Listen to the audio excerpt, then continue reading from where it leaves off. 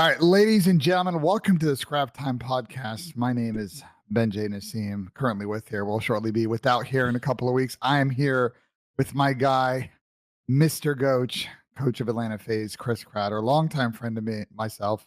I don't think that's how you phrased that, but either way, Chris, how are you doing today? I'm doing great, Ben. That was a good intro, dude. I'm proud of you. You're the bald J regime, dude. Soon to be bald Ben is giving us intros. You will be. Do you have a date on that? So I already emotes. Shout Tiff already made me bald emotes. Okay. So the plan is, Chris, I think Tommy and I are coming to Atlanta the last week of February. Last week of February, okay. Yeah, because it's like the 1 week where you guys don't have a match on Sunday. Because Tom and I want to do the show, and then Saturday do watch party with the boys, and then Monday do content. So like at some point during that, probably like Sunday morning or Saturday morning, we'll get my head shaved. I might have to fly in for a day and then fly out, dude. You should fly in. Bro, Danny and I already got a plan. Like MC's gonna do the initial shave, Danny's gonna clean it up because I can't. Listen, MC shaved my hair is great for gimmicks, but he can't finish it. Why can't he? Oh, because he's gonna butcher it. Danny will do a better job. Whoa! I think we should let MC just do the whole thing. What do we think? Do the whole thing. The whole thing, dude. Wait, are you doing your head and beard? We're doing like the edges of my beard. Like what was decided on the watch party over the weekend is that I'm gonna go with like the Walter White look. So like a goatee. We're calling me Heisenben. Heisenben. That was what the group decided we're gonna do because like people made like these Photoshop. Basically, all it started from was when I made the original bet with Pat like a few weeks ago. Or was it last week? I don't know, 2 weeks ago. People started tweeting like pictures of me bald, and they like took Photoshop pictures of Walter White, and then we were just like, oh, that's actually like a good gimmick. I should go for it. So there you go. Wait, could you please get the hat and everything too? Could you get like the hat too? Well, I'm not allowed to wear hats, but maybe. Well, no, you don't have to wear it all the time, but you have to get it just for like the picture. You're not allowed though. You're gonna have to go bald on stream all the time. Yeah, but at least for like the picture, at least once, you got to get the hat too. I gotta see who. Someone in Columbus, probably one of the esports engine people, probably has a hat somewhere. Probably like Ethan has it, but yeah, I mean, we can start off there. So obviously, I had a bet with Pat, aka Stat. If FaZe won, I had to shave my head. If they lost, I would have made $500. Obviously, Chris, your team finally got over that like year and a half hump, and you guys got it done this weekend. Like starting off with you personally, like I know it's been a journey seeing these guys get close and just come up short on Sundays. Like, how does it feel they were able to, get it done this weekend? How does it feel? I mean, it feels good. Obviously, I think it was weird after winning and just like so many, obviously we had a lot of second places. I think we got, third major one and all that stuff. Like it felt good. Obviously, it feels really good to win after basically a full year of not winning. And then obviously, falling short major one, where I feel like we looked pretty good in major one until we played New York on that Sunday. And then we kind of just like broke down and just like, when we lost both matches and then we were out of the tournament. But I think it was weird though. There's so much media talking about like the second place curse, and I get why. I do get why. We made a lot of finals last year and we fell short a lot, but I think it was also super underrated, or just like maybe since we don't really talk about a lot of stuff like publicly, especially myself. Getting second place as much as we did last year, in my opinion, was impressive with how terrible we were. Like, we weren't a terrible team, but we never like to your standards, to our standards, to my standards, even to the player standards. Like even if you talk to the players, like we never like came into a tournament last year for the most part. I would say major one, we were looking pretty good, and Optic was just better. Like they were looking better. You know what I mean? Like I think major one, they just played really well. And then outside of that major one though, I feel like we just never got like that practice where you go into an event and you're like fully prepared. Like there was a lot of events last year where we went into and I was like, I don't know what the fuck's about to happen. You know what I mean? Just because like you can get the culture and the practice and a bunch of stuff that was just like behind the scenes that just weren't on point. Where like even like this year going in the major one, I feel like going into that major one, even after getting third, it was frustrating, of course, but it was also not like, as a coach, from my coaching's perspective, I guess, I was still proud of them. Does that make sense? Even though it wasn't second and it was technically a step backwards from last year in the sense of always getting second, I was still happier with that third place because of the way we practiced for it, and we just fell short. And it is what it is. Like we weren't a complete team yet. We had some weaknesses. We had to work on stuff, but the way it was approached was better. Where like last year we just couldn't get on the same page with a lot of things. And I feel going into those events again, we were never a fully complete team. So those second places sucked, but from my perspective behind the scenes, I couldn't believe we got second place as much as we did. So I was very happy though through ups and downs with this team to win again. It felt really good to win again, and I think it's cool to see players stick together and then go through the harsh times together and then come out and end up winning again. So I thought it was cool. I loved it. Yeah, I mean, you guys are on a kind of crazy. I mean, your team obviously has been the most consistent team now for the entire length of the CDL, and we'll get to that later on the show. But I think especially the search this year has been excellent. I mean, when your hard point's been a little bit spotty, the search has been getting you guys through some. I think you guys are on what, like a 15 out of your last 16 or 16 out of your last 17 S&Ds you guys have won. That's crazy. Do you think that's a product of bringing Austin in, the coaching staff, especially John's tactics, or just kind of a combination of everything leading to sort of this hot form in search right now? I'm gonna answer this question, and then I have to take a 2-minute break really quick to let my dog out because he's going crazy. But yes. So to answer your thing with the search and destroy thing on the FaZe side of things, so I do think, first of all, to give credit to the players, because in my opinion, the players always deserve the most credit because they're the ones playing, and I think that's very important. And they're all good search players. Stellium's an amazing search player. BZ is, Simp is, and obviously bringing in Slasher is someone who else is really, really good at search. So I think that being said, that will always make us a pretty good search team by default to a degree. Then obviously, you can go through ups and downs. But I do think having Tupac as our S&D analyst, since we've brought him in, you're always going to have your highs and your lows and whatnot when you're doing that. You're never going to be perfect. But I do truly think he is the best search and destroy mind in Call of Duty history. I don't even think it's close. I think his accolades in search and destroy alone kind of speak for that. I think he's got the most tournaments, everything going on. He's incredible. But the mindset that he brings towards search and destroy with the players on top of it it meshes really well. And again, we've had a really good culture this year for him to work with the players to the best of his ability and obviously the best of their ability to find stuff that works.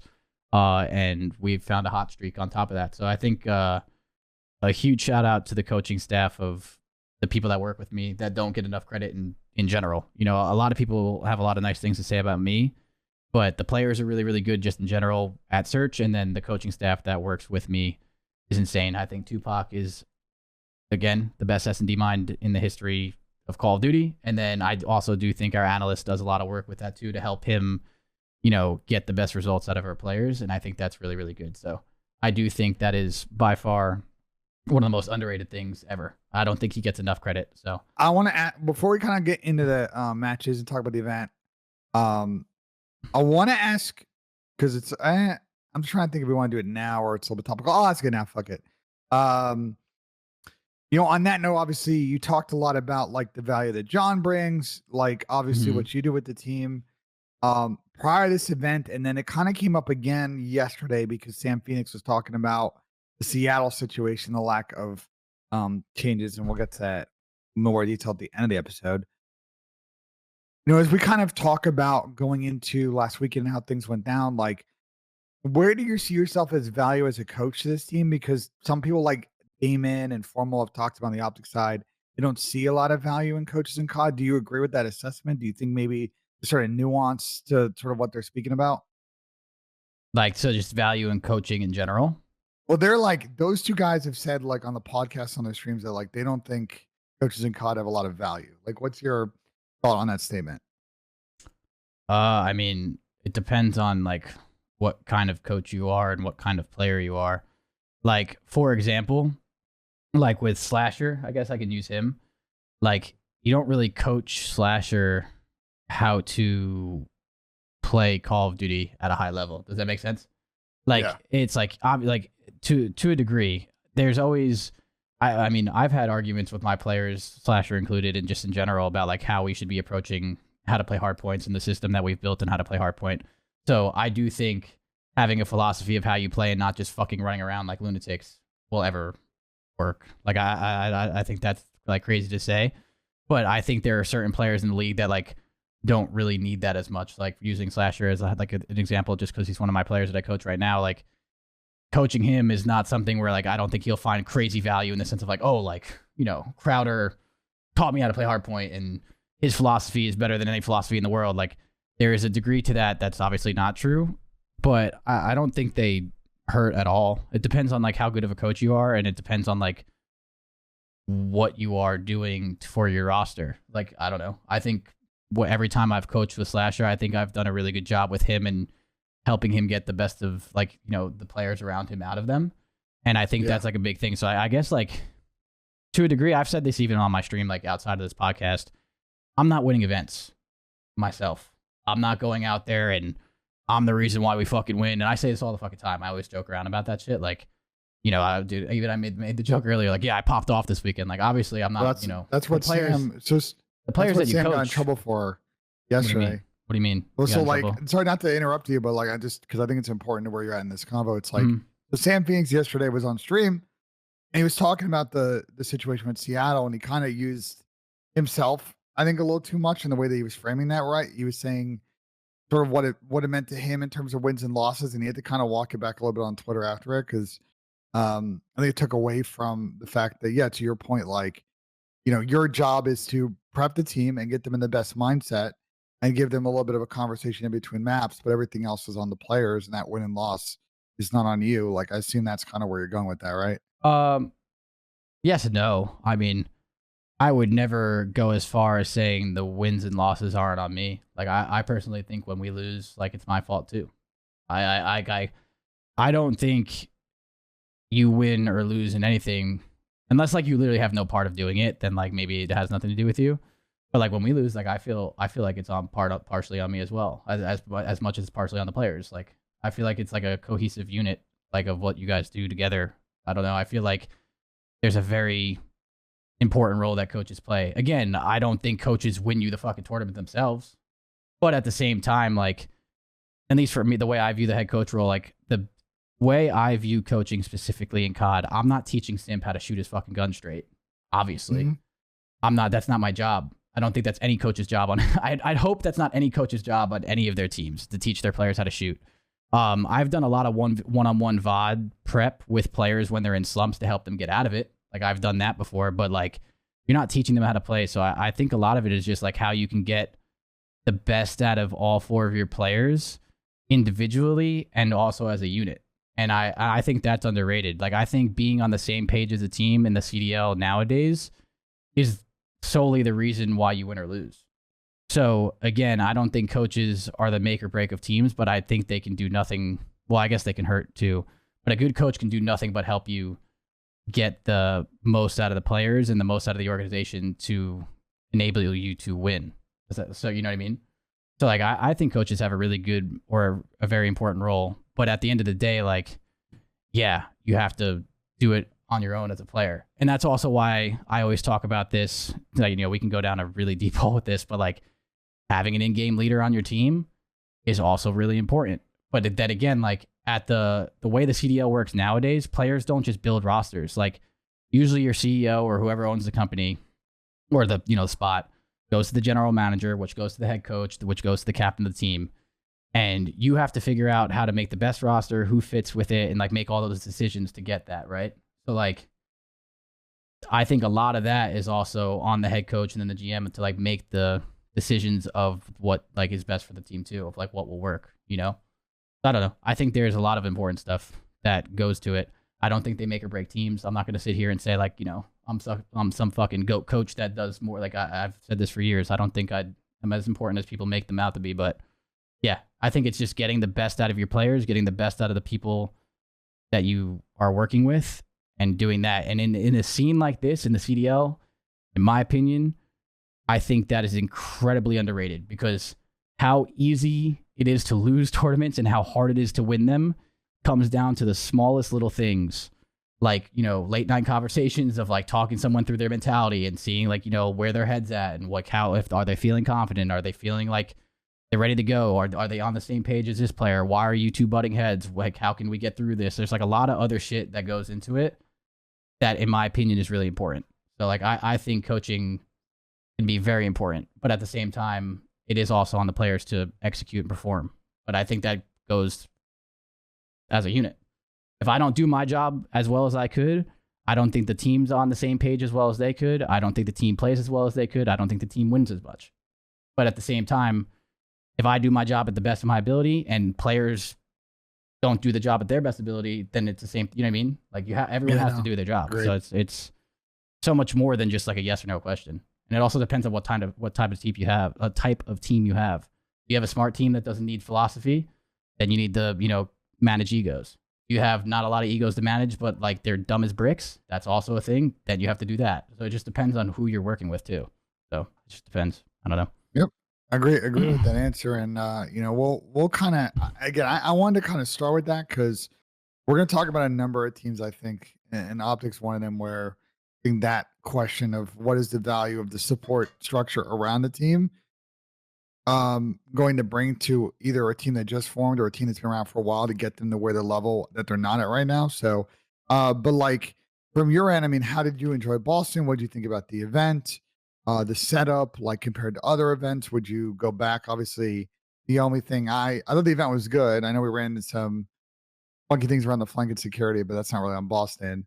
I think the only thing I didn't like about Boston was they picked, unfortunately, the worst weekend weather-wise because it was so cold on Saturday. It was freezing, yeah.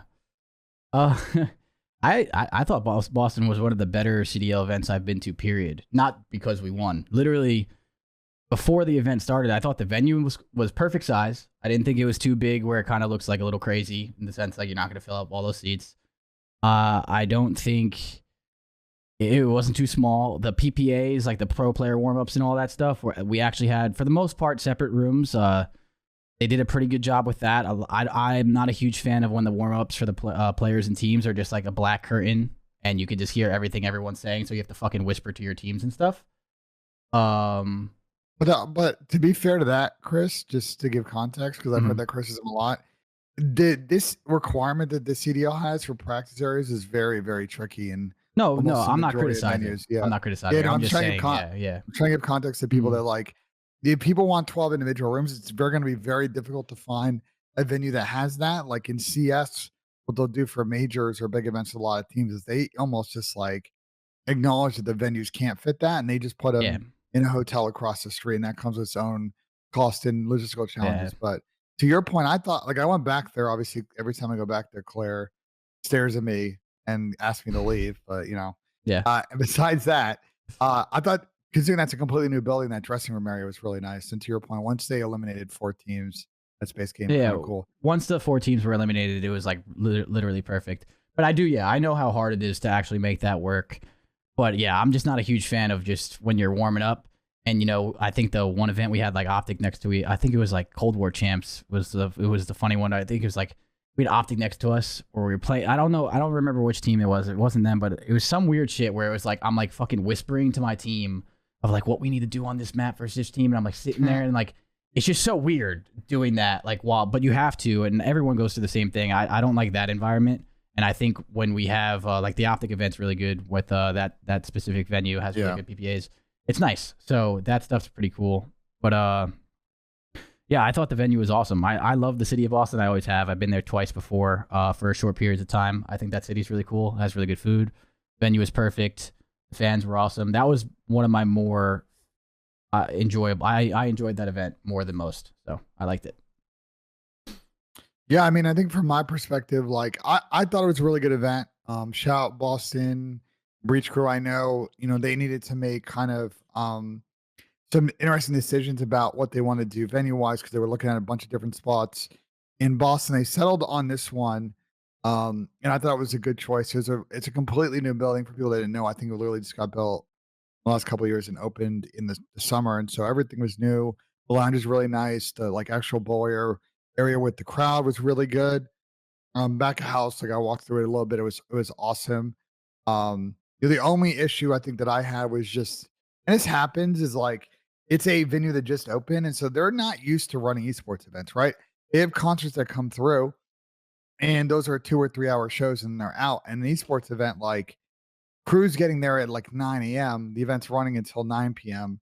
There's things going on for 12 hours. So for some people involved, especially their venue staff, the security, dealing with those logistical challenges are really tricky. Also, I found out that apparently Boston's got a very strict curfew at times at night, and that caused some interesting logistical challenges around this event. So we had a little bit of a snafu with security on Friday night and just a miscommunication, which we had to address for the weekend. Mhm. And again, that one was not on Boston. I think that was just on the venue staff, but we put everybody together and we figured it out going forward. But I love to go back to that event. Just Same. please, Yeah, it was let's not cool. do it in February. Yeah, I feel like we always do. You might actually have insight to this, but I'm assuming it's probably cheaper or something. But I feel like we're always in Miami. Is just hypothetical. The one time we're always in a really hot area in August, or somewhere where it's always really hot then, and then we're always in the super cold areas. Like we're being Columbus in the middle of freaking February, or Boston in February. Like we should be reversing that. Like let's do Florida or something there, in February where it's nice and warm, and then let's go to like the East Coast events where it's not negative 10 degrees out down. I'm Well, we're assuming gonna that's get that with cheaper or some Toronto shit, this but year. We'll get that with Toronto this year. what's the date to Toronto? It's like June. Hey, that's May, that. June. See, that's what I'm asking Yeah. for. That's cool because every time I go to Toronto, I feel like the last 2 times I've been, it's been fucking freezing, if I'm not mistaken. So yeah, I think that'd be nice to go to. I want to go to like, cold ass Minnesota too. Like I'd like to go to these places when it's not freezing out, because even Minnesota, that venue and stuff, it's Casino? it's not that well, the casino and stuff, but just in general the city and everything, like it's not that bad if it's not negative degree weather out. So Oh, dude, I love that Minnesota event last year, but like, okay, so the Minnesota event was at this casino, and then attached to the casino, there's a little bit of a walk. There's like the ballrooms where it was happening, and when you'd walk towards the ballrooms, this very nice, apparently extremely nice golf course would stare you in the face, and I would lose composure because there was snow on the ground. It's like I really wanted to like, the golf kit. You know me, I love golf. yeah, I'm just sitting bro. there staring at this golf course I can't play. So you just yeah. I don't think any of the players are going golfing, but yeah, But to your point about how this works, so like. it has to be cheaper, right? I don't think it's a cost thing. I think Oh, it's just a political, how do we fill out the schedule and who gets what spot type deal. Oh, okay. I just always assumed that it had to be cheaper. It's just I feel like most of the CWL, like going back, like I feel like most of the CWL events were always like cold venues during cold times, and then like super warm venues during like again summer. Like I don't know. It's always been Well, like the that, but difficulty with events, I mean, we can. there's probably I would do say a we whole don't have to go. podcast on Yeah, we this. don't have to go down Yeah, into it. but basically, venue availability is not easy. What you have That's to what I- understand with yeah. a lot of venues is people book annual things, so there's already Mm-hmm. relationships with these venues for prime dates because they've had conferences or events going on for 10, 12 years in that building. So Yeah. there are going to be off windows are always going to be what's available, and off windows will also potentially be cheaper depending on what the venue costs or any kind of grant or subsidy they can get from local or state or federal. Um, but I think for a majority of stuff, it's usually like, at least from how it works at CDL, but the scheduling is like it's just political of like everybody wants to host the events at the end of the year because the weather's better, but like not everybody can. So just figuring out who gets what spot. But going back to PBA thing, yeah, it'll be better at ESA just because you guys get all the individual practice rooms. Yeah, no, makes sense. Okay. And if we go back to the same Toronto venue too, I think it would be good as well because there's a lot of space and how that building was set up. But I don't think they've confirmed yet what venue that event will be at. Okay. Sweet. So yeah, I mean, we could talk a lot about the teams. Like obviously, you guys won. We talked about that on the front of the show. Obviously, the big victory for you guys. I know you're close with the Thieves crew to an extent. Obviously, you live in LA. They live in LA. What are your thoughts on them? They've had a kind of a tricky start to the season. They finally went on a crazy losers bracket run at this event and kind of catapulted themselves back into the top team conversation. Like, what are your thoughts on that squad? I mean, they just won a world championship. Obviously different game, but they're the team that they have always been. Like, I feel from the stuff that I see, which has been more minimal, is just like a lot of people have a lot of criticism to them when they do bad. And even after the world championship and the run that they had last year, they started this year not to their standards, obviously. They kind of they started slow. And I immediately saw like criticism to Cap again, criticism to their team, and all the stupid bullshit that like comes with that. And like, it never makes any sense to me. Like, I think they're a good team. No, they're not Lanimals. I don't think that has anything to do with I was it. about to ask you that question. No, that's a bunch of bullshit too. They're a good team. Did they play worse online? Yes, it has nothing to do with online. They're a good team, and when they find their rhythm, they're really good. This game specifically is still really new. The spawn system is still really new. It also needs to get tweaked, like we talked about this last, like the test episode. There's a lot of variants that can go wrong right now in this game, and so like to be consistent is pretty tough just with some of the stuff going on. And at the end of the day, though, I think they're incredible. I think they have an amazing coaching staff that I do think helps a lot. I think Cap is one of the smartest Call of Duty players in history, and coaches and stuff, yada, yada, yada. Same with Shane and the rest of them. And I think their team's insane. So, like, to see them in the final after playing bad online, I don't even think it had anything to do with online. It's just, they're just good. Like, they're a team that can find that teamwork and rhythm and be really good. So, like, even with them struggling, I've never thought for a second that they were going to continue to struggle. Like, it's only a matter of time until they get better and do what they kind of did. And I think they're always going to be a threat just because of how good their teamwork is. I think that team specifically, when I look at them, their philosophy of how to play Call of Duty is really, really just well thought out. I was kind of just saying this with the whole coaching thing. I think Cap understands Call of Duty more than 99% of the, like, I think he is one of the smartest people in COD in the scene. I think he understands how to play hardpoint at an efficient rate that a lot of people don't get. I think that being that as your coach, and then Shane being a really good coach as well with other things as well. I think them paired with smart players like Kenny, Sam, Envoy, Dross, like, they have smart players, they have talented players. They're going to have insane teamwork. They're going to have a really good philosophy how to play. They're always going to be good. It always comes down to then executing when it matters, but I think that's only a matter of time until that team gets it down. So I have nothing but respect for that team. I've always thought they were good. I even thought they were good when they were 0-5 last year in Vanguard. That team is just always going to be a threat. They're always going to be a championship contending team, in my opinion, unless something else goes wrong behind the scenes. And yeah, so I think they're great. Personally. Yeah, I was going to ask about the LAN thing because you and I have had this conversation for a couple of years about the difference between online and LAN, and this perception of, like, teams are just good on LAN and good online. It's just, like, not how it works. And I think also the other context of the Thieves thing, I think Cap's spoken on this. I think Sam's spoken about this. Octane's spoken about this on his stream. Like, they've also dealt with some out of game stuff in terms of players being physically sick, right? Mm-hmm. The most recent example is Kenny and dealing with, with the vertical issues he talked about in an interview. And, like, that hurts your practice. That hurts your consistency. And as you know, I think you can speak to, because you've been on teams, like, they probably found themselves a little bit in this losers bracket run over the weekend, right? When they started to get that momentum and they got those games. And I think a similar situation that you went through was probably like CWL, Dallas, World War II, FaZe, when you guys really struggled online with your split and just how you were playing. And you went to that event, had to go through open bracket and play like 12 series in one day, probably help build that trust again. I think for Thieves going on that run, they've kind of figured out some of their bread and butters now. They've gotten more consistency. In Hardpoint, I think their situational search play is still iffy, but I can't tell if that's just we're going to see a lot of clutches because red dot cheese, or if that's just the issues that they had at the beginning of last year a little bit. But yeah, no, they're now in that top 3, top 4 team conversation. I think you would agree with that, right? Yeah, no, I mean, I 100%. I think they're up there for sure. And just to, like, go back to the online thing really quick, I will say one thing with this game that was a little bit weird is what we talked about right before the other podcast, like the test run. The sound cheese online was crazy. The loudness equalization setting that was not allowed at this current event, they got it taken off the computer so people couldn't use it on LAN and stuff. And it's also harder to hear on LAN in general.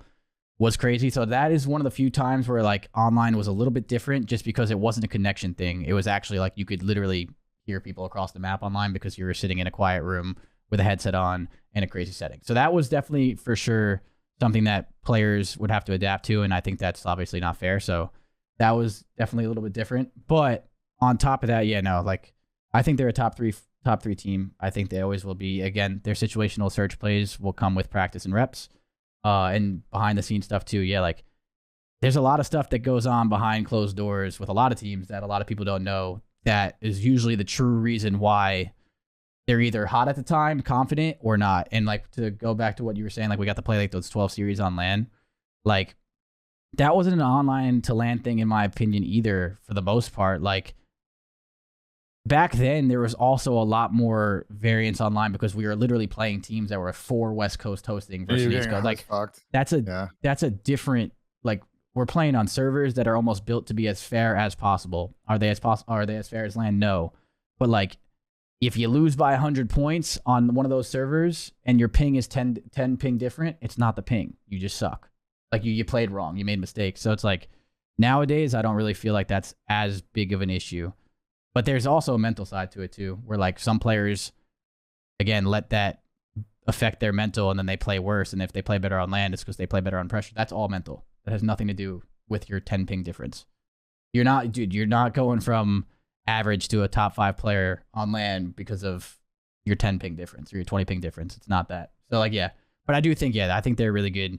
I'm excited to see them like continue to progress as a team. I have a lot of respect for that team, obviously. So yeah.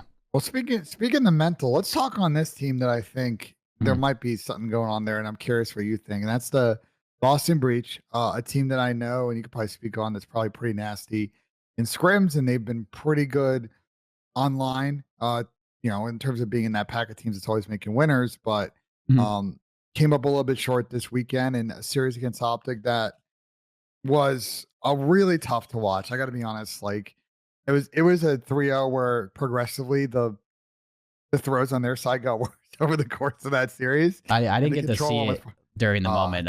We were at dinner, I think. We had it like up, but I wasn't like, I wasn't watching it like, super in depth like I would be. But yeah. Yeah, I heard it was tough, yeah. And I know Zin obviously retired. We'll get to that in a second. And they're gonna be bringing in Beans now, so the team will be a little bit different. But like, what do you think? Obviously, you're not in the coaching room in Boston. There's behind the scenes stuff, kind of hard to speculate on. Like, you think there's potentially this issue they got to work through and like learning how to finish, like getting over that hump? So that's what I was kind of getting at earlier. Like, depending on coaching and depending on teams and depending on the organization as a whole, like it's really hard. I know like a lot of people don't like this answer when I give it to give it out, but like it's hard to accurately judge that without knowing, again, like you're not in the coaching room like you just said. So like I don't know if it's like a mental thing. I don't know if it's something of the sort. It could also be like this is like the first time in a little bit where we actually had like the sound like the loudness equalization thing actually helps a lot of people just play because you can almost like not hear someone coming. So like maybe you're more comfortable when you have more awareness in that sense. Like I don't know what it is exactly. To be fair, Zin did tell me that they were. This is what Zin told me. Yeah, I'd say they took it off the week before the event because they felt like it was going to get banned. So they started practicing without it. But contextually, just to say like this isn't a problem they just had at this event, Chris. Like no, I know. Yeah, the history of this team. Go ahead. I also don't know. Again, I'm not saying these players specifically. I don't know. You just never know how long someone's been using the setting because I think the setting's been around for a while. Could you, technically speaking, could you have been using this setting in Cold War? Is that do we know? I mean, chat can speak on how long it's been in Windows because I haven't. I would say I'm assuming someone knows. Zach said yes. So like, that's my thing. So I have no idea if like, for example, you were using it for a while. Yeah, I don't know. But again, if Zinni actually said that they were practicing it with it off, then first of all, that's awesome. Good on them for doing that. And again, I don't even know if that's a thing. But regardless, most of the time, from my experience as a player myself and then coaching players, it's usually just like, like a mental thing of just, keeping the confidence and trying to, figure out what works best for you to like get like those like close series wins to like finish out. Like if you have that potential and it's there, it's just like, again, not only on your coaches, but as yourself as a player to find out how to tap your potential when you're at like, your best mental state of like, however you're feeling confident. If you're saying like they're better online or whatever, like how do you get that potential out of all the players and as your team, as a unit to like, finish that out? Because they are a good team. I think Boston's very good. I think if you're playing that well consistently online, it's there, right? So now it's just like, where do you find like, the next steps of doing that? So like usually from my experience, a lot of it is more on the mental side of just figuring it out on like, doing it when it matters most. And I think that's very underrated. And it's also, easier said than done just to finish out series. So I think they have to probably figure something out with that. Maybe also bringing in Beans, like no slight on Zinni, but maybe like, just a team change in general might help. You know, like sometimes that's just like weirdly the thing. It has nothing to do with skill. Like you never know kind of what goes on. So I've always had my eye on them, just like in a general sense of competition. I've always thought they're really good, even when we scrim them. I have a lot, like, again, that's a team that I think's better than what people think and people give them. Are they like, if you had to, like, are they one of the teams that like can practice takes most maps off for you guys? Like if you scrim them, like you don't need to speak on record or anything like that, but in I terms of difficulty in scrim. In respawns, I think I would say they're a good hardpoint respawn team for sure. If I again, I don't want to answer and then be like technically wrong, but I definitely think they're one of the better scrims. Like when we scrim them, in my opinion, like that's a scrim where like I watch even closer than I would already watch. I think they're a good team. You know what I mean? So like I respect them. Like when I hear we're scrimming Boston, from my perspective as a coach, I'm like, yeah, like let's fucking go. Good team. You know, like that's a good ass scrim, good practice. So like I think they're good. I don't know the exact records, but I think they play us well for the most part. If I'm correct, I want to say that yeah. So I think they have the potential. It's there. I think they just gotta figure it out, like step by step. And I think that's also a big responsibility on all the players themselves, on top of the coaches and on top of the organization, of like how to find the best recipe to get the best out of your players. That's where, like in my opinion, that really comes into play. Again, so I think that's going to be interesting to watch. But I do think that stuff like that is super important. And I think at this point we should speak on the Methodz piece. I know he's in the Mhm. chat, but obviously he's in an emotional kind of thing on Sunday. Kind of had his moment and announced his retirement. Obviously, you've known him for a very long time. You've Yep. teamed with him. You dropped him off of teams. For MC to be fair, sorry Zen. But Zin's obviously retiring as a great player and doing content. Just want to give you sort of a platform to speak on sort of your thoughts on his retirement. His retire. I mean, I'm gonna say one thing. I don't know how he didn't absolutely break down on that stage and start crying. Like I know he was like obviously like choked up. I think I said it like when he was doing it. That was impressive. The fact that he got on stage and actually kind of kept it together as well as he did. That was impressive in its own sense. But his career in general and like just Zinni as a player, like, yeah, no, I mean, dude, Zinni's like a legend, Like, I think the one thing I guess that stands out the most about Zinni, that for me at least, nothing about like skill or tournament wise, like I think he's always been a great player. I think he's been underrated, a lot. I think Nameless said like he's never been a lot of teams' first choices, but he's always done really fucking good. And I think he should have been teams' first choices here and there too. Like, I think he's really good. And he had a great career, and like he's done a lot for the scene. I think he's gonna be even more into the scene now. I think his content's gonna kill it. I think he's gonna have so much success. But I think his like will to like kind of fight through the situations he's been in as a player through his entire career, even dating back to when he was young, like is so impressive. Like he's one of the players that like fought through a lot of shit that a lot of people wouldn't do. And I guess like the couple examples I'll bring out of why I have so much respect for him in this sense is when he was younger and he wasn't 18 and he couldn't compete at champs. That's kind of when like Zinni was doing really well. I know a lot of people just started during the CDL, so they don't remember this, but he was doing really well back in the day. And then like he wasn't 18, so he couldn't compete at champs. So like it really slowed down his career a lot. And that was like the first like I guess like face of adversity he had to like kind of go through, where like that's a shit ton to deal with at that young age, to consistently like keep pushing through and team with teams that kind of suck because the good players aren't going to pick you up because you're not 18. You know what I mean? Like to get through that. And like he still always kind of like pushed through that. And then, found himself on teams. And then like going through it again, he kind of, is in a weird situation. He's not in the fucking best couple situations in Cold War. He doesn't have a team. And again, a lot of players in scenarios like that just kind of call it quits and just say like, it was a good career. I won a tournament or two, like I did what I needed to do. Like he has an MVP, like he has a lot of money and all that stuff that he does. Like he still kind of persevered through that and like continuously put his face out there, tried to keep getting on teams and stuff. And then he found himself back into the league and did well. Like I think he played well. I think last year he played well. I think he was a good player last year, and I even think this year he still is a good player. So like, I think the most respect I have for him in the sense is just like he did what a lot of players wouldn't do in the situations that they faced. Like like he could have retired a lot earlier and cut his career a lot shorter, and with his work ethic and just like the belief in himself, like made him able to retire, like again on stage in front of the Boston Breach crowd as a professional player. Like getting back in the league is really hard. So like. Yeah, I think I think that was always like really cool to see again. So I have a lot of respect for him, and I do think though this retirement, my personal opinion, I think it's gonna be the best thing that's ever happened for him. I think he's gonna go to content. I think he's going to do CDL content and content in general, and I think he's going to make more money than he's ever made before in his life. I think he's going to be extremely successful. I think the Zen Zen City's City, gonna be popping. So I it might be emotional for him now, and obviously he probably doesn't even like not want to play, but I think it's going to be incredible. I think he's going to absolutely fucking kill it. So personally, I don't know. I have a lot of respect for the way he handled himself in a lot of tough situations, and now I think he's about to thrive even more. So. Just waiting for the process video with the Charons, and he walks in and does the little blurb, when he joins Optic. But yeah, no, I think for Zen, I agree with you. I think Zen has set up his career nicely, and I think in terms of the same way that Tommy did it as well. Like I think Azuma, like Zen is set to absolutely blow up doing content, whether it's CDL or other variety stuff, or collaborative other content. So I'm excited to see what's next for him, but it's obviously not easy. But as we talked about earlier, right now word on the street is that my guy Benjamin Beans is coming in. If you guys have never met him before or heard him talk before, he's a funny dude, really vibey, very talented.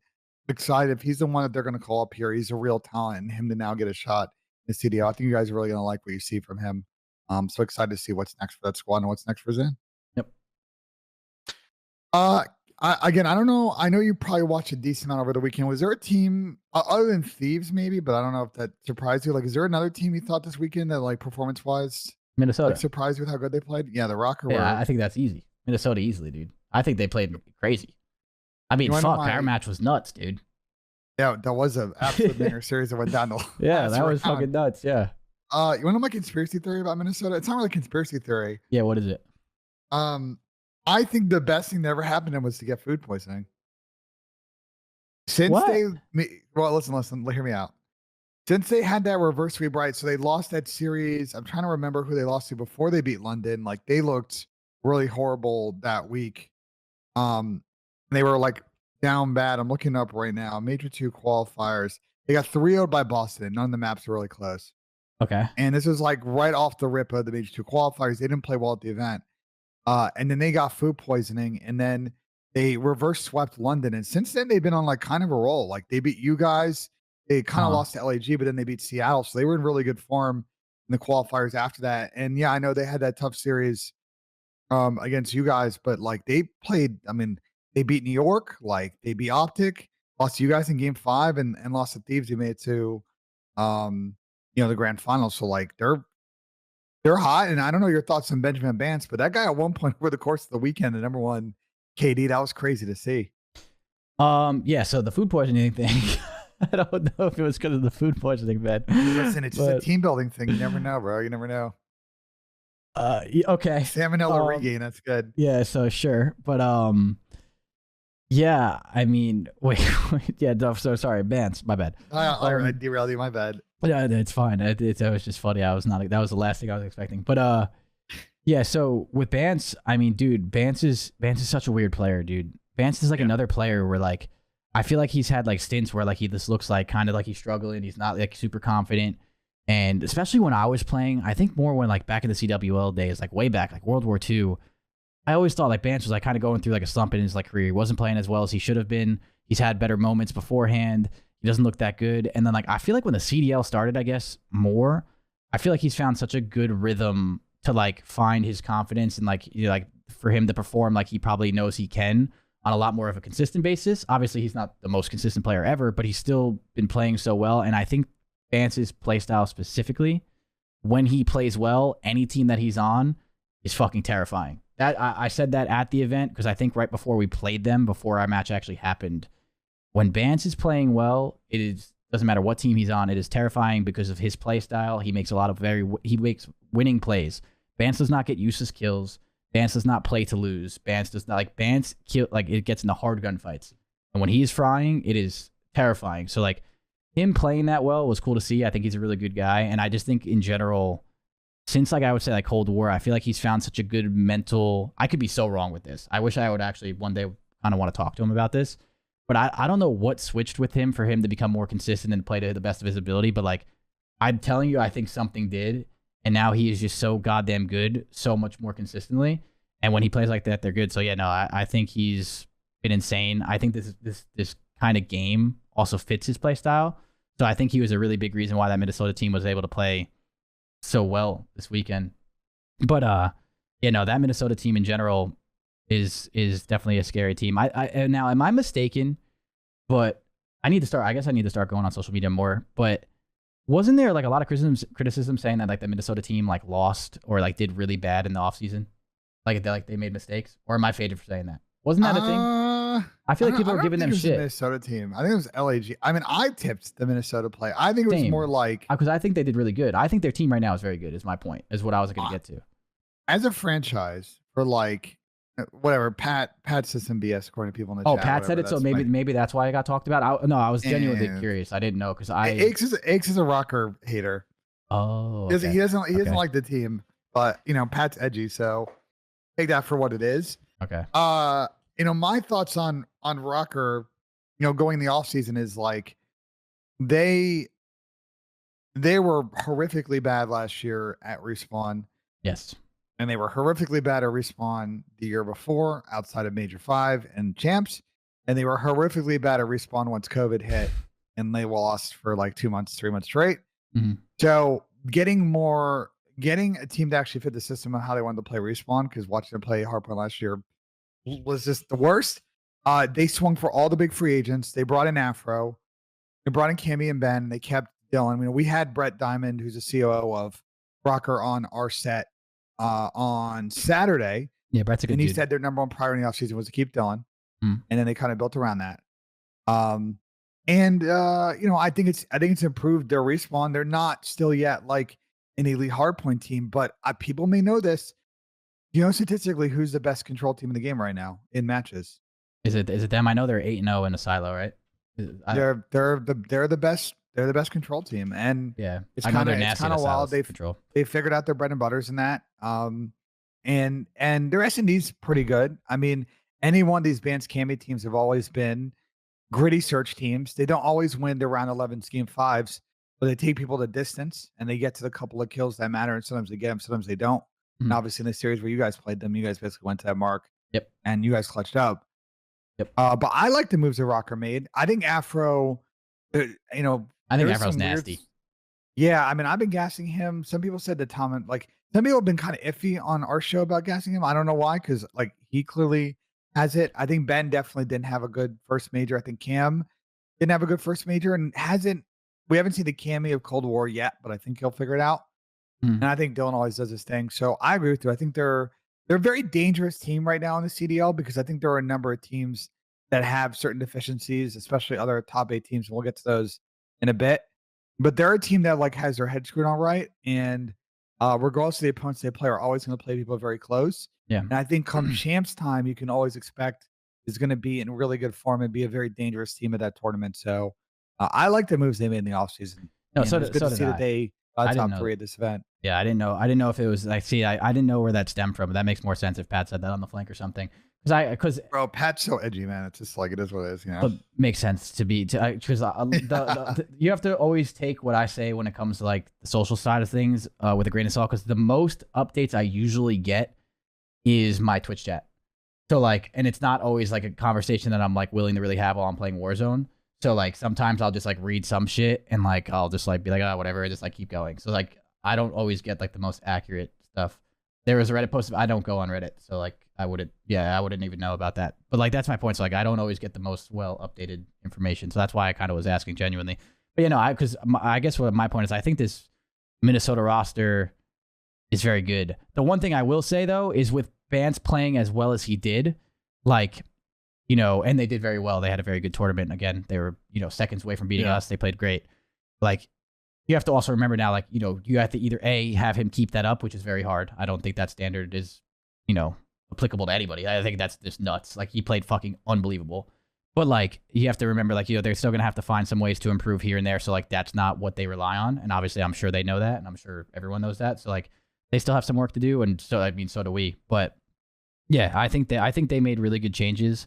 I think the way they found their team makes a lot of sense too. I think a super underrated player, at least maybe from my point of view, I don't know. I don't see a lot of people talk about Afro. I think he's really good. I think Afro is a player that you need on a team. You're always going to need like your super aggressor, like sub to do what they do. And it's one of the hardest roles to play in Call of Duty. I think he does a pretty good job at it. So I think him being on that team is always going to help them out as well too. So yeah, I think that roster, I think they did a good job in the offseason, and I think they have a lot of potential, obviously, if they keep grinding too. I mean, it's still super early in the season, so it was cool to see them do well. They're really good at what I like to call the fortress gimmick, which is they're willing to square up with, like, when you with the vetoes now, right? You have 5 hard points, 5 S&Ds, and you do veto in each, and you end up with 3 maps. Sometimes fortress ends up as one of the 3 maps, and it's basically like a game of chicken between the 2 teams that they're going to play fortress control or fortress search, and they're a team that may pick it at times. Um, and Yeah. they're good at it. Like, they're, 55%, 60% win percentage Hmm. in those situations. So they're willing to play those. I mean, I don't think Fortress S&D is like a cheese map, but Fortress Control is definitely a cheese map. I think Like, Fortress they're S&D is definitely a willing cheese map to, personally, but yeah, they're definitely willing to square up on those maps, and um, their win percentage is very good. yeah, I think they probably need like one more search map they're good at, because I think they yeah. don't really play Mercado. Unfortunately, their Silo is not very good in search. Like, they need to get better at one of those maps. Mercado's Like, a to be scary like map though, dude. That's Mercado. I feel like a lot of people don't play Mercado SD because it's just scary. They're It's a strict on map the that's offensive reliant. spawns. Well, it's reliant on spawns and Yeah. like it's a very scary map to play. I mean, there's a few cheese maps in this game, in my opinion. Again, we've talked about how close this game is to being like actually really good. So we're there. So like we're getting there. But yeah, no. I think it's just like, yeah, some of those maps are just kind of scary to play. Same thing with like Fortress S&D. Like I think you can be good at Fortress S&D for sure. Like obviously there's always going to be like some, advantage that you can get and play it better and blah blah blah and teamwork. But yeah, I think the way Fortress control is the worst, but I think the way those maps play just stink. Either good at them or bad at them, I think they stink. But yeah, Is there you're any definitely right. talk? I'm gonna dive in on this week. Is there any chatter about trying to get Fortress Control out and trying another map? Not that I know of, like serious chatter. I would love to willingly try it again. I don't know. I just don't like when there's a map that is just like, for the most part, outside of miracles and like, your one-off offensive wins, like there's just not enough. Like the defensive sided shit is just so cheesy, dude. Yeah, it's just like, it doesn't even become like who can play better control. It can be like, if you get a 2-piece grenade on offense and you get a fucking good push and you get a couple ticks, like you kind of won the map. Like it's just like, I don't know. I don't like the way it promotes like that kind of gameplay. Even when we played Minnesota specifically in Fortress, like they made a good play. Like I'm not even, there's no slight at them, but like them all sitting in their base playing team deathmatch, so like they don't get out killed. Like bro, like that is not competitive. Like yes, it is. You have to do that in that moment. Like 100%, that's what you need to do. But that does not show you who like the better team is, no matter what. And like that's not even just for my own team, just in general. Like I don't think that should ever get played like that. So like yeah, I would love to revisit something or just get another map in somehow, some way, because I think that'd be cool. Defense versus offense on hotel control. Hotel control is offensive sided, but yeah, That's fine though. It's good to have one map it's a flip on identity but mech, and it's not yeah, like hard like Hotel's cheese. no, you can win defenses. When we lost Yeah. Optic, I was on this podcast the last time. When we lost Optic, we lost 3 defenses, and people were trying to give us the excuse like we outplayed Optic in that series specifically because we won 2 offenses, they won 2 offenses. We got more kills than them, so AKA we outslayed them. But since we outslayed them, it actually hurt us because it's statistically on the better side on offense. That shouldn't be a thing either. Like I see it fixing the next title, 100%. yeah, you know my thoughts. If you should just be able to pick it, that's common sense. But I would rather, again, like you have no excuse to lose 3 defenses on a hotel anyway. So like that's still better. Like I would rather that happen than the other way around. Like we had no excuse to lose 3 defenses. We played our defenses wrong. Like plain and simple. That was a big learning curve for us. Like when we played those defenses wrong, like we went back and adjusted it. Like that's still better.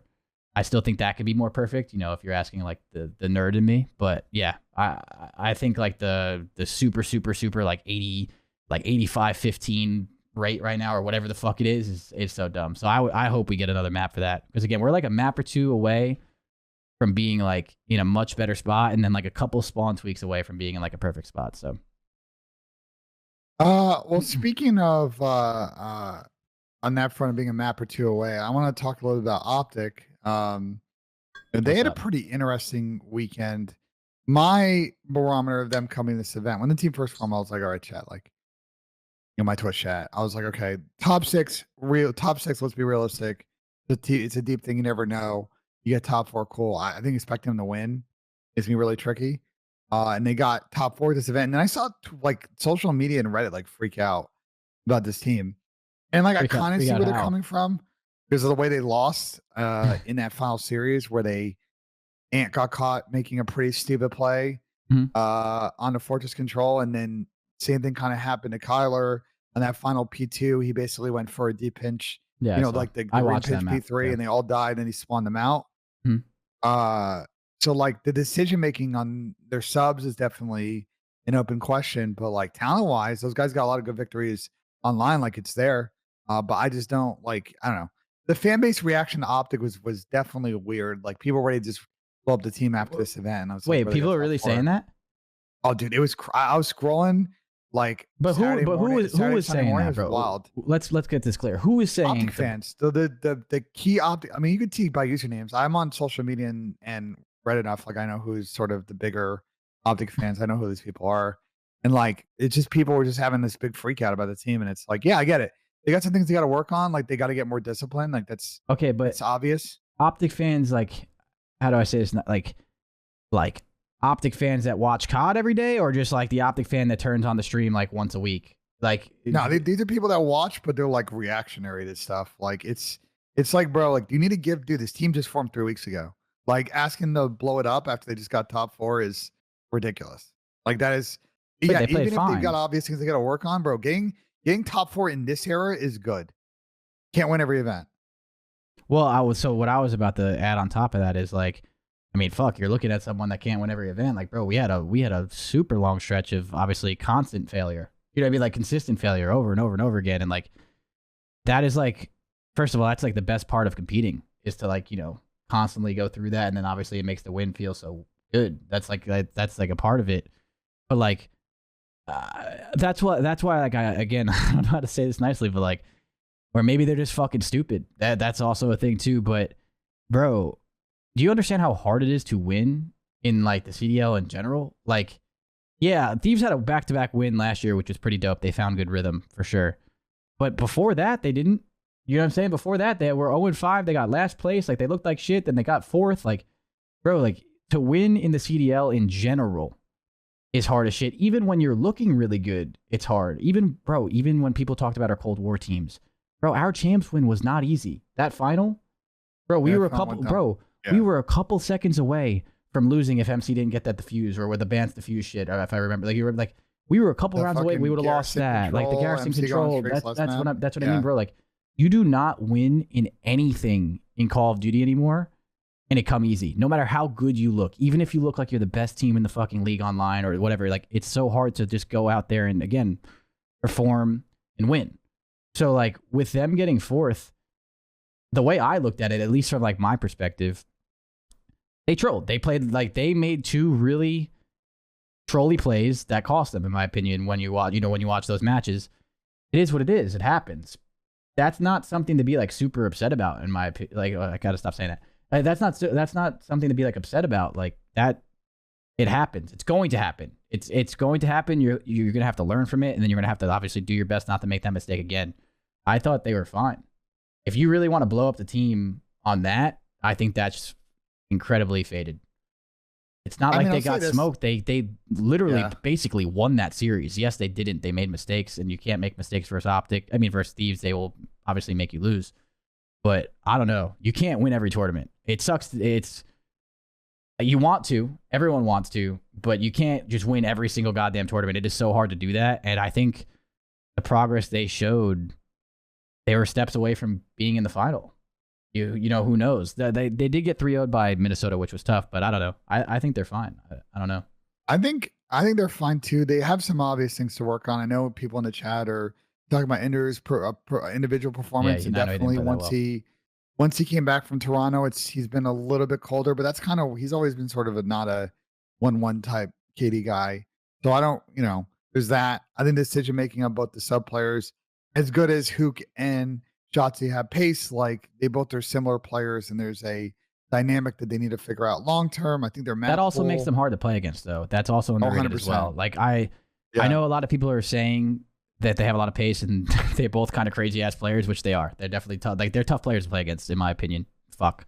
But like I think that also makes them hard to play against. It's a double-edged sword with them. They're so good because of that, and like sometimes they can fuck you because of that. It doesn't happen a lot, but it will. So again, I just think they need some more time to figure it out. I really don't think it's so crazy to, I don't know. And even with the Illy thing, like, yeah, he played fucking bad.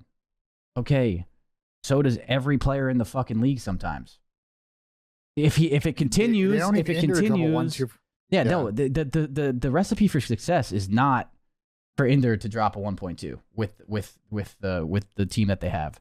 That team specifically, the recipe for success, at least from an outside looking in, again, I'm not in their camp, is not for Illy to go and drop fucking 85 billion kills. That's not what they want to do that. Like, and if you think that, you're a fucking idiot. But it's just, in general, like, he played bad. Like, it happens. Like, that's a part of the process of winning, is playing bad. Like, it's part of the process of figuring it out. Players hit cold streaks because their confidence is low and they're trying to figure it out. That happens in every competition of everything. You're going to play bad, and you're going to figure it out, and then you're going to play good. Again, there's obviously sometimes where if it's super consistent, maybe you need to make a change, but I don't even think they're close to that yet.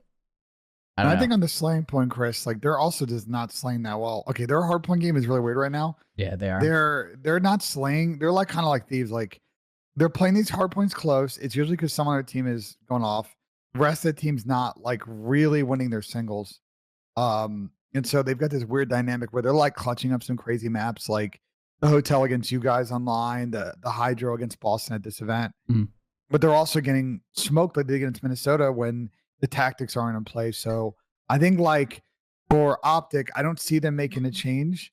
I do think that they have some obvious issues. I think not having Rambo in their camp is obviously a little bit of a limiter from a voice standpoint.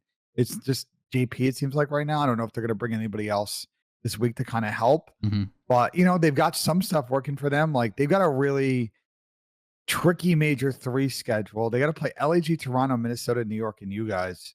This Major 3 qualifier schedule. But I expect them to get this 3. We play Optic again? I haven't play Optic again. Okay. Yeah, I haven't looked Sunday, at the schedule yet. Yeah.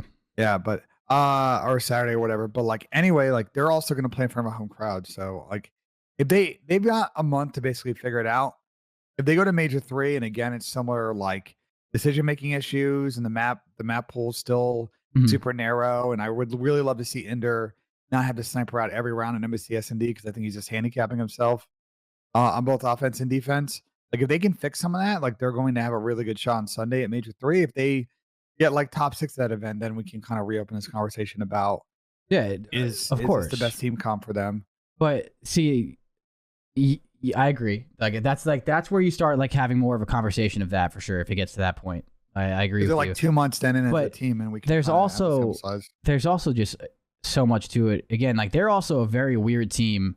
Because I know we just talked about how, like, you know, coaches aren't end all be all, right? And, you know, you have to perform as a player too. I do think coaching helps a lot. So that's also, like, they're a weird team. I think, you know, not having Rambo right now, again, I don't know what the fuck happened with that situation in general. So maybe it's a good thing for him. Maybe it's a bad thing. Who the fuck knows? But they have a lot of time to figure it out. And I think they're going to. I just think, you know, you go to that conversation, say, hypothetically, who do you get rid of? Like, you have to remember, like, people just want change all the time. They did this with LA Thieves last year too. Everyone wanted LA Thieves to blow it up. Everyone Octane dropped, Octane sucks. All this fucking bullshit, blah blah blah blah. And now everyone loves Sam now because he's good, and you know it's the same people that hated Sam now they love him. Like, people wanted Octane dropped last year for fucking who? You remember when I used to say this to you, Ben? It's the same thing. It's like you have to remember. Yeah. With your options of who you're going to get. You don't just make changes to make fucking changes. That's where it makes no sense. You have to look at the potential of players. And again, that's where why I think coaching is very important. And clearly a little biased, but even as a player myself, I always used to think this, like, how are you going to get the best potential out of, if we're using Inder for this, I think he's completely fine. But if you want to use him in this example, how are you going to get the best out of him? Because the best out of Inder is probably a lot better than every single one of the options that you can get. Realistic options, not just let's go get this guy. You know what I mean? Let's not spread. Yeah, let's just spread, but why don't they just go get Octane? Yeah. Exactly. You're not gonna just go get fucking Octane from LA Thieves. Like, so it's the same thing. Like, you have to remember the potential and all that stuff too. Like, that's where I think organization and support and all that come into handy, is getting the best potential out of your players. And a lot of the time, that potential at that peak is usually better than most of that. And I would rather take my chances, at least from my perspective, to get that out of the players and just make some bullshit change. So I don't know. But again, not saying like I don't know what happened with Rambo or anything, so I don't know what the fuck happened with that. But that's also a big thing to look at when you're looking at changes. Like, you don't just go to the challenger scene and be like, I'm just gonna get this guy for this guy, and that's it. Like, I don't know. I think people are so faded with some of their takes, the way they treat it. It's like, bro, it's one fucking major. I agree. I will stick my neck out on this, though. I do think they're going to have I think where they're going to realize in the middle of the season is, I think JP has certain strengths, and obviously I love to see JP thriving and Optic. You know, he's my boy. Known him for a long time. I think they're going to realize very quickly, though, once they get to the middle of the season, that they need some more people in their camp to help assist them with the progression of the team. I can speak on this too. Yeah. You keep going. Sorry. Yeah, and right now, as there's a train going by, so if you hear any rumbling, I hear it. I think they're gonna need. I'm not saying they need to get a head coach. I just think like maybe someone to help with search, or maybe someone that can really help them like review VOD and practice and kind of help them with the 50-50 stuff that always comes up, situations that you kind of run into for the first time. They might need more people in there because it will kind of help them with sort of the lack of correct decision making they have as a squad, and might hinder them in real matches with Ray out of there. But like, you know, to your point, like, I don't know what went on there. You know, I know Ray pretty well. Like, I think in the offseason, I'll then feel comfortable to kind of dive in with him on it. I don't really think even then, Ray's a pretty protected guy. I don't think even if I asked him right now, given the story, like, I don't think he's going to. Yeah, I mean, I would never. But to speak to what you said, I don't think there's one person that can do that. There's no silver bullet option out there that they can just bring in tomorrow and make their team better. Like, people will like to say, "Oh, Cap's well, yeah, like Cap's good. You know, he's a good sub player." But like, is that going to help these other systemic issues? You know, yeah, you can try. They try to get prey. Wait, get Capsule for Illy? I'm just saying hypothetically. No, but players. But what does that fix? What the fuck does that fix? I would not get Cap for Illy, because the problem is, if they're going to replace Ender, you got to move Bruce to sort of your full-time AR role. And so they need someone to be that third sub flex player. So it wouldn't be Cap. You would be looking at like a Kremp, or you'd be looking at Dan Ghosty type deal to maybe put in that spot. But even then, you know, Optic is never, I can't remember, Chris. Can you remember Optic Gaming? Like, I'm going way back. We're not even talking CDL. Like, have they ever picked up a challengers player or a player, like an amateur player straight up, that wasn't just on like a mid-level pro team? I can't think of any. Don't think so. To be fair, they probably, I mean, ProLoot wasn't a pickup. ProLoot was a sub. They literally that was not a had pickup. No choice. Yeah, that was Envoy was on Gen G when they picked him up. He's talking about like literally like getting rid of someone and then putting them immediately on the starting roster. Like, ProLoot only played because he needed to. ProLoot's still good. He obviously is still the ProLoot. They thought he was gonna be a temp sub. Yeah, like, they picked him up and then some shows a week. That's what I'm saying. It's a different scenario. Dashy from World War II, he was a pro. Like, obviously he wasn't a big name, huge pro yet, but he was on a pro team. Yeah, he was on, like, he was pretty good. That wasn't as much of a risk. I mean, are you trying to say like, have they taken a risk in a sense of like a big risk? What I'm saying is, I'm trying to back up your point, which is which is like, there's not an obvious option out there that they're going to pull the trigger on. Wait, hold up. Today they did not grab Jaws and Hollow. Optic Gaming in MW was not that's not Optic. That's fake Optic. That's Slosher's Optic. Yeah, that was not the actual Optic. Optic. Yeah, that they do not count.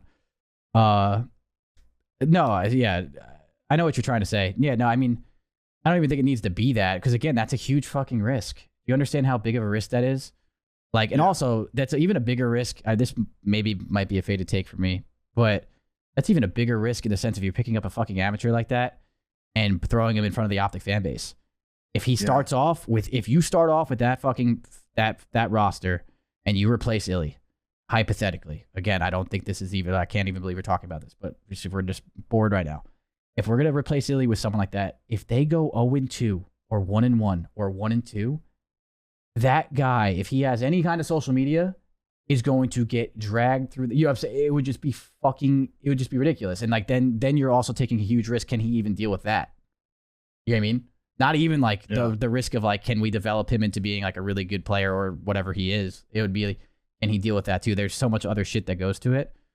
But yeah, no, I don't think we're at that conversational point yet at all. I think it's more about getting the best out of your players. I think Illy still has a lot of potential to play really well. So I think right now, currently, I think it's a little insane to even be talking about it. But to go back a little bit, JP, I don't think there's one person in this league that can coach a team by themselves as well. I personally think that's insanity. It's too much, bro. There's a lot of responsibilities between managing the team, keeping track of your scrim results, and like having the time to really dive in on it, watching VOD. But a lot of that like stuff is practice. Bro, a lot of that stuff is not like, again, it all depends on the players that you're working with. Certain players make it a little bit easier when it comes to like watching VOD and all that stuff. Some people don't. You know, it really depends on the specific scenario. But in general, like watching VOD and teaching the team and stuff is very important. But like, that's why you need a staff, because there's so much more that goes into coaching than that. And I think that is like the stuff that a lot of people don't see. And I think not one person can do all of that. When it comes to the analyst work alone is super annoying, right? And you have to have that done, and like super important in my opinion. I think our analyst does an incredible job. Like I could speak about how important our analyst is for the rest of this podcast. Talk about Easy Mac, right? Yes. There's also like the mental side of things and everything else like that you have to worry about. Then there's the philosophy. Then there's the team chemistry bullshit that you have to make sure, you know, you have management, yeah. I mean, bro, I think a huge issue with a lot of teams, probably even like back in the day when, you know, when there were no coaches, like, you know, when I first met you, like teammates resent each other. It doesn't get talked about. You know, it starts to obviously like kind of linger into the team, you know, like, and then all of a sudden it explodes out of nowhere. One day, it just, you know, like that you have to try and negate that as much as possible. Like there's a billion things that go into coaching and a coaching staff and managing a team that like cannot be done by one person. I don't care who you think it is. I mean, I've talked to this about Cap. Like when Cap was by himself, that had to be one of the hardest. Like, dude, I used to talk to him all the time. That's hard as fuck. You know what I mean? Like, I think Shane helped them out a lot when they got Shane, and it wasn't even like in the sense that Shane's like, you know, God himself. Like he is really good at what he does, but like it's just no one can do it by themselves, dude. So I personally think like, yeah, JP as incredible of what he's one of the best at what he does. I have a lot of respect for him. No, there is no one man that could do that. So I do think if like they are going down the route of like thinking it's all on JP, I think that's unfair to him. Well, I mean, we haven't talked about RJ. I know RJ's probably watching this.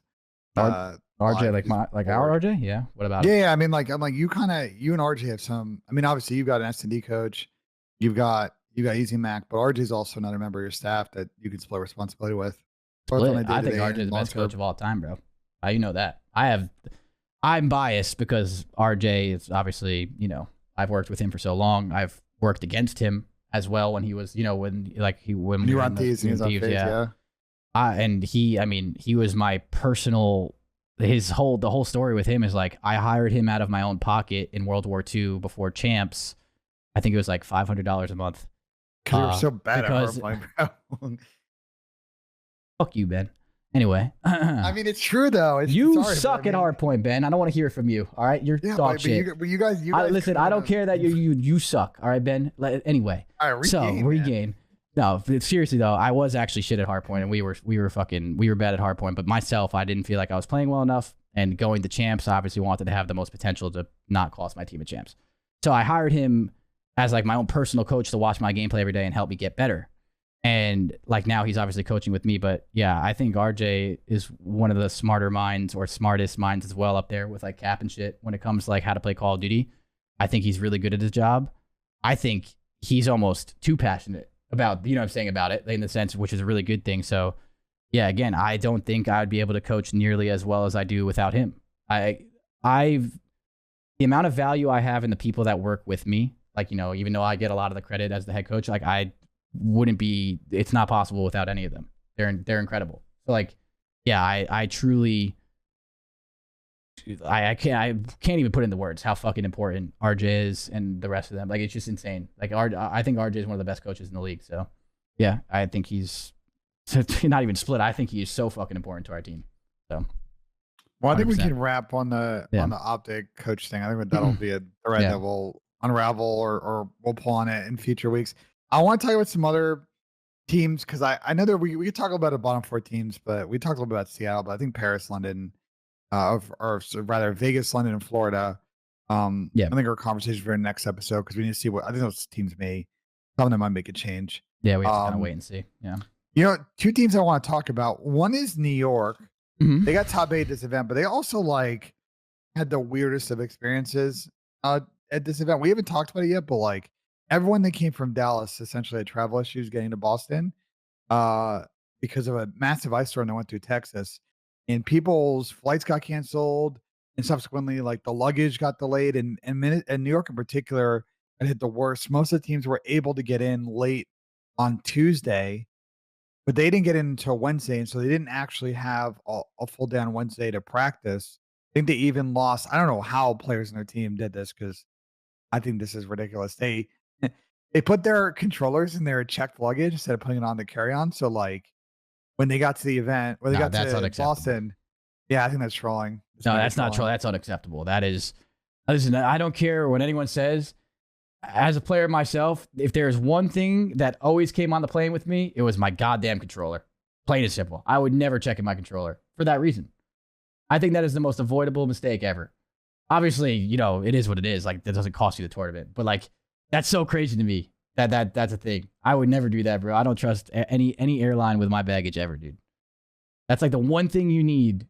You don't need anything else, bro. You need that controller, especially if you don't have a backup, too, or whatever. So, yeah, I think that is faded.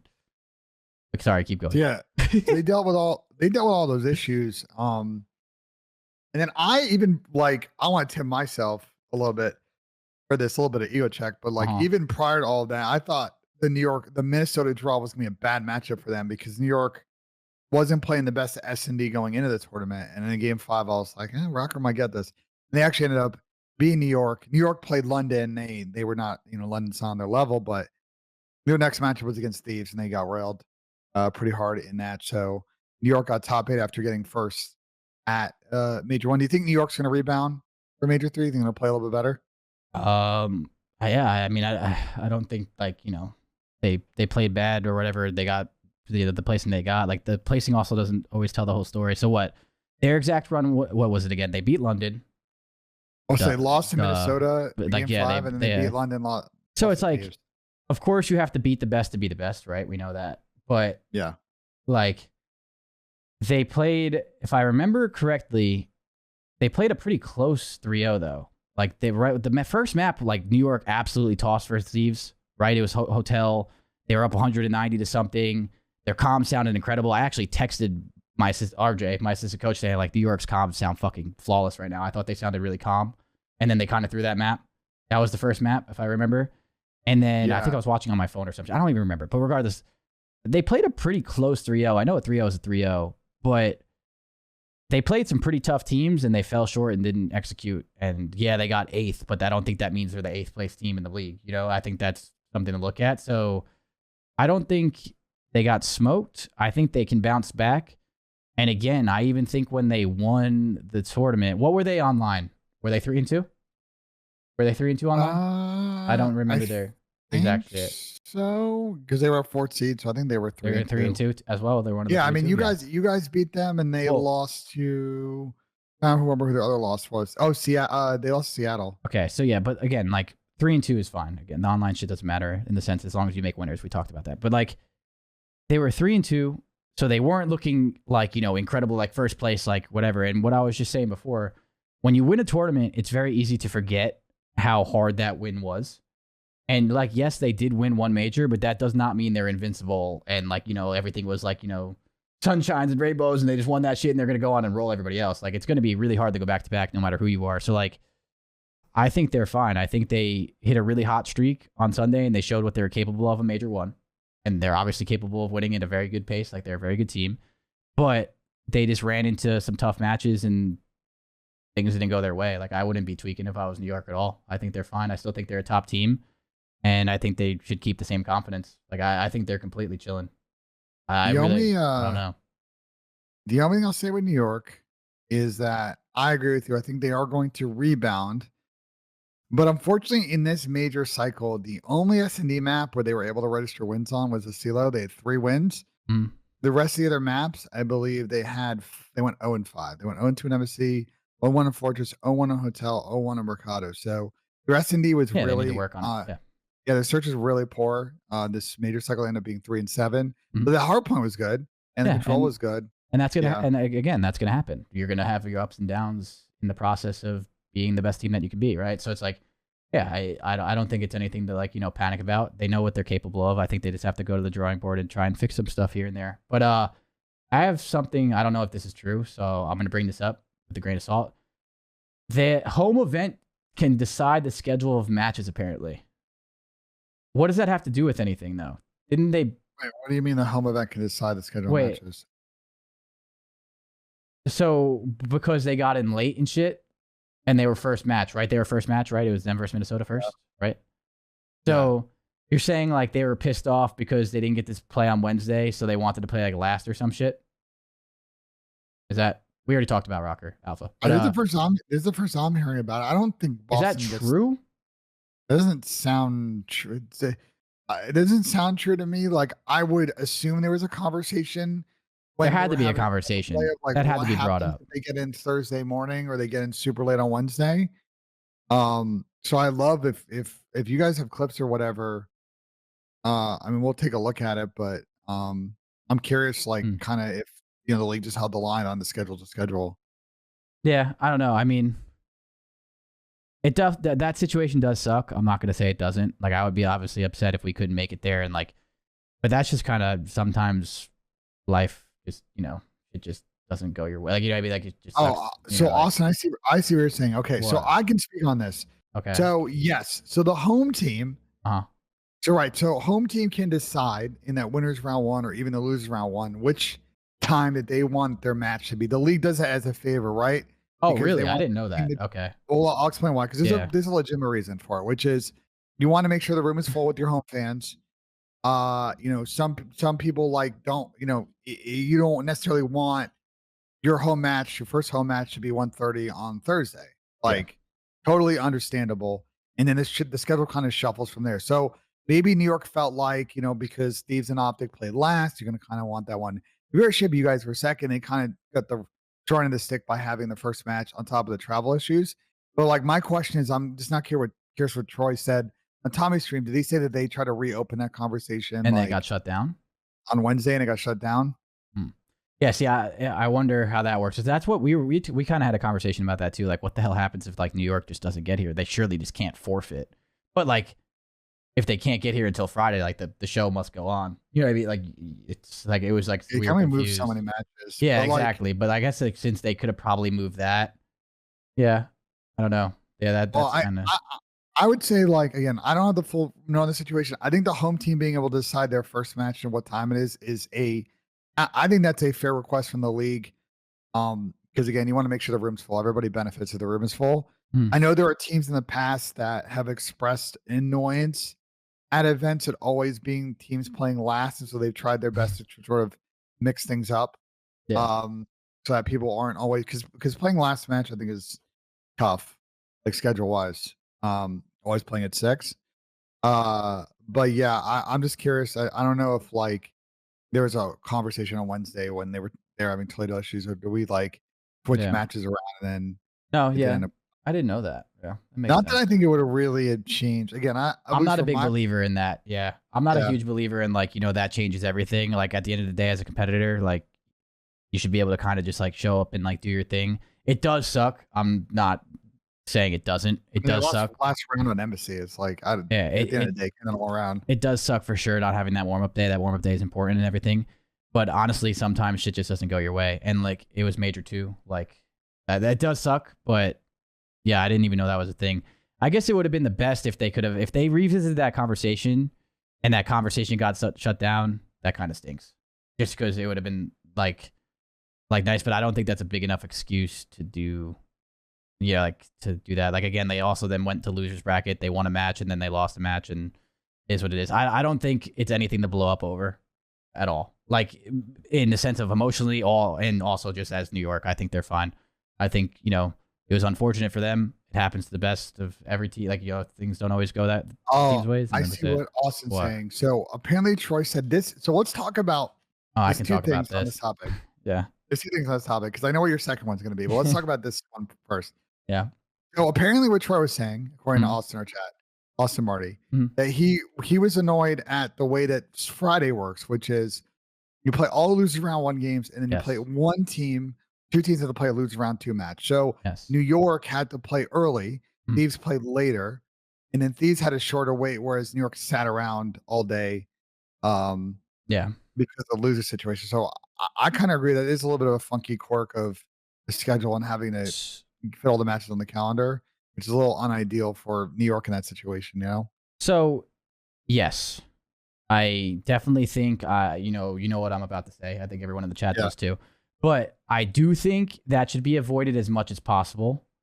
I know I did not know that Boston or the home team can choose their matches and shit. I actually didn't know that. And lose round 1, 2 again, which is interesting. So whatever. But I do think that should be avoided as much as you can, because I think sitting around for 3 matches while another team doesn't, kind of just ass. The only thing, I guess, to be devil's advocate with this one, did they not like what was it? It was Friday? Yeah. So they had warm-up scrims. They should have had plenty. So sitting around still sucks. It definitely still sucks. Sitting around still sucks.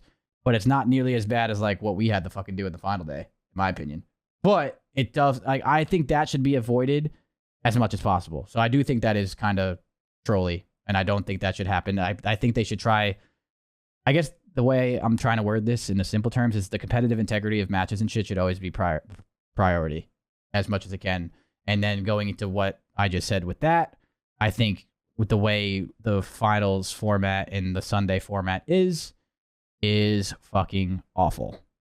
I think us playing our winners finals match and winning it, I don't think there's an excuse. If we lost to Thieves, I would not be sitting here saying, oh, it's because we waited. I would not have been saying that. We would have lost fair and square. There's no fucking excuse at the end of the day. Show the fuck up and play your goddamn game. Thieves having momentum had no excuse for us to lose, right? That's like, do I think that should be even considered? No, I think that's really stupid that that's a possibility. And I think it could be more competitive. But at the end of the day, it's not the excuse for it. But we should not play a winner's match, win it, and then it's almost a disadvantage to win that match. Almost. It's goddamn near pretty close. So I don't think that should be like that for the future of tournaments. I've said this while we've lost these matches, while we've won on both sides of this for a long time in the CDL. It makes zero sense. Why? It does there's no warm-up scrims on a Sunday because every team's eliminated. And you're also kind of all potentially playing each other, so you don't really warm each other. It's kind of weird, So you literally sit. We sat in that little square PPA room for 4 or 5 hours, just chilling. Playing 2v2s or no 2v2s? I mean, kinda, but a 2v2 is not comms, warm-up scrims, spawn knowledge, spawn situations, et cetera, et cetera, et cetera. So you cannot, that cannot be a thing. It makes no fucking sense why the losers is not the first match of the day. It should not be winners finals first match of the day. But well, you want to know my thoughts? I think so. What? I have. So the flip side of that, with winners finals being first, is that then if a team loses winner finals, they don't have to instantly play again. The team from losers, you know what I mean? Wait. So you're saying losers have to play back to back? So yeah, so back in the CWL era, which I prefer this, by the way. I'm not trying to justify, because I 100% agree with you. I think they need to put it back the way it was. It used to be losers semis, winners finals, losers finals, grand finals. So if you lost winners finals, you had to instantly play losers finals. So you get the quick regain and get back into it. And a lot of teams definitely got double round in that situation. Good. But to your point, I feel like since the beginning of the CDL, like the team that wins winners finals in all these tournaments is continuously get screwed because you don't really have a major advantage in the final series. There's no like extra map advantage in the best of 9. There's some veto advantage now in the best of 7. Like No, there's you not. don't have to comment on this, but like in that Thieves series, you ended I up mean, getting the yes, advantage to play their 2 worst maps at the end of that series. So but that's not an advantage. That's Thieves not yeah, being a complete team. Just like I yeah, said before in the first podcast that we did, you have to be a complete team. And I'm not saying we are either. We have weaknesses. I'm not sitting here saying we're complete and they're not. That's not what I'm getting at this. My point is they got fucking 2 vetoes too. Bro, like the fact that the losers team even has that choice, like you don't have, like, yes, you have a slight veto advantage. In my opinion, in order to win a tournament, you have to be a complete team. So the veto advantage is not enough of an argument to me at all. And really quick, before we go deeper into this, Ben, if you lose a team, I'm not roasting you, but I'm just saying, if you're the win, so if you do like, oh, you don't want the losers team to play twice in a row, then don't fucking lose. Why are we catering the teams that fucking lose? Why? Don't lose. It's a weird decision. I'd love to know because people call me a Sue, guys. Just so you're aware, Chris and I agree on this. I don't know why. No, I'm not roasting you. I'm sorry. Yeah. Arguments. I personally need to get it back to the way it was because I think that this has been. I've been banging this drum on the flank for like a year plus since they made this change. About how dumb I thought it was, and everyone complains every single event about it. And I don't know why. I've been doing it for 2 fucking years. The only thing I can think of is like they're trying to maybe account for getting early viewership if like a good team's making a losers run. They want to open the day with that matchup. But again, we're just now like prioritizing viewership over competitive integrity considerations. And like, I don't know how I feel about that in this situation. Well, I see, and okay, trying to take the competitor out of me for a second. I see where they're coming from with the viewership and the broadcast. It's obviously very important because that is also very important to the league surviving and doing well. I get it. But like, bro, I just don't understand. Like if that's the argument, like, I don't think it's enough. I think it should still, I don't think it's that big of a difference, I guess, to doing it because the winners finals match is usually, not always, but usually the big match of the tournament, right? That's the one that get to the finals. That's usually the 2 best teams. Most of the, not always, but a lot of the times that winners final team that loses ends up clawing back into the finals, whatever. But that's like the big match. I don't think that should happen first anyway. I feel like why not ramp the viewership up? I'm sure there's statistics and shit. So again, I could sound like an idiot to like if any of them are watching right now, they probably know so much more about like the actual stats of like viewership and shit. But I just think the competitive side of that should matter more. And to your point with like losers finals have to play twice in a row. Don't fucking lose. Don't like why are we living in a world where like we're cater like who gives a fuck about the losers bracket? Like you're in there for a reason because you lost. Don't lose. Like you should not be catered to because you lost. Like I feel like that's like insane to me. And on top of that, I wouldn't be as upset about all of this, to be completely honest with you, if they want to do that. But I still think it's unacceptable that what the fuck is why are you not up 1-0 in a best of 9 or a best of 7? Why? Wait, bro, I have said this since Cold War. I said this actually since MW Champs when we actually were down 0-1. When we went to MW Champs online, it was COVID, blah, blah, blah. And Dallas Empire was up 1-0 for being through the winners bracket. That is how it should have been. They deserve to be up 1-0 against us, and they deserve to have a fucking advantage. We deserve to be in the loser side of that, and we did not beat them when it mattered. They started up 1-0. I don't understand how we're still playing anything in this fucking league where there is no point of winning in winners bracket. And the vetoes are not good enough. Dude, the veto, like, bro, nowadays, too, you get 2 fucking vetoes.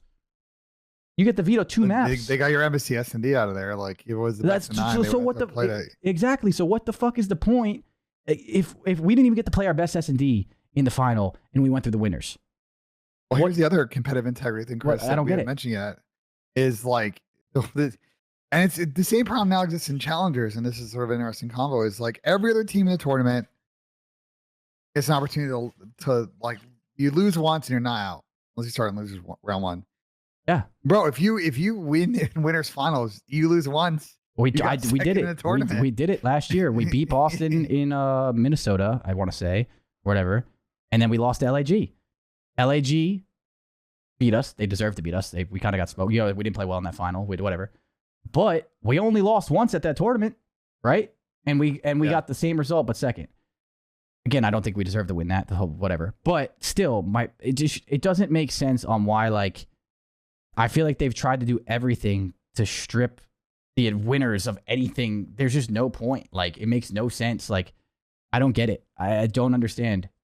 Because even imagine, hypothetically, we lost LA Thieves 4-3 because they had that momentum and they won that Mercado. Like, Envoy had that crazy 3-piece, and we lost 3-4. Like, that's insane to me that can happen.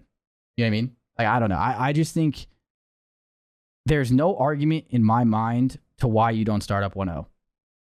I don't think there's any other team in this league that would even disagree with it. It makes no sense to me.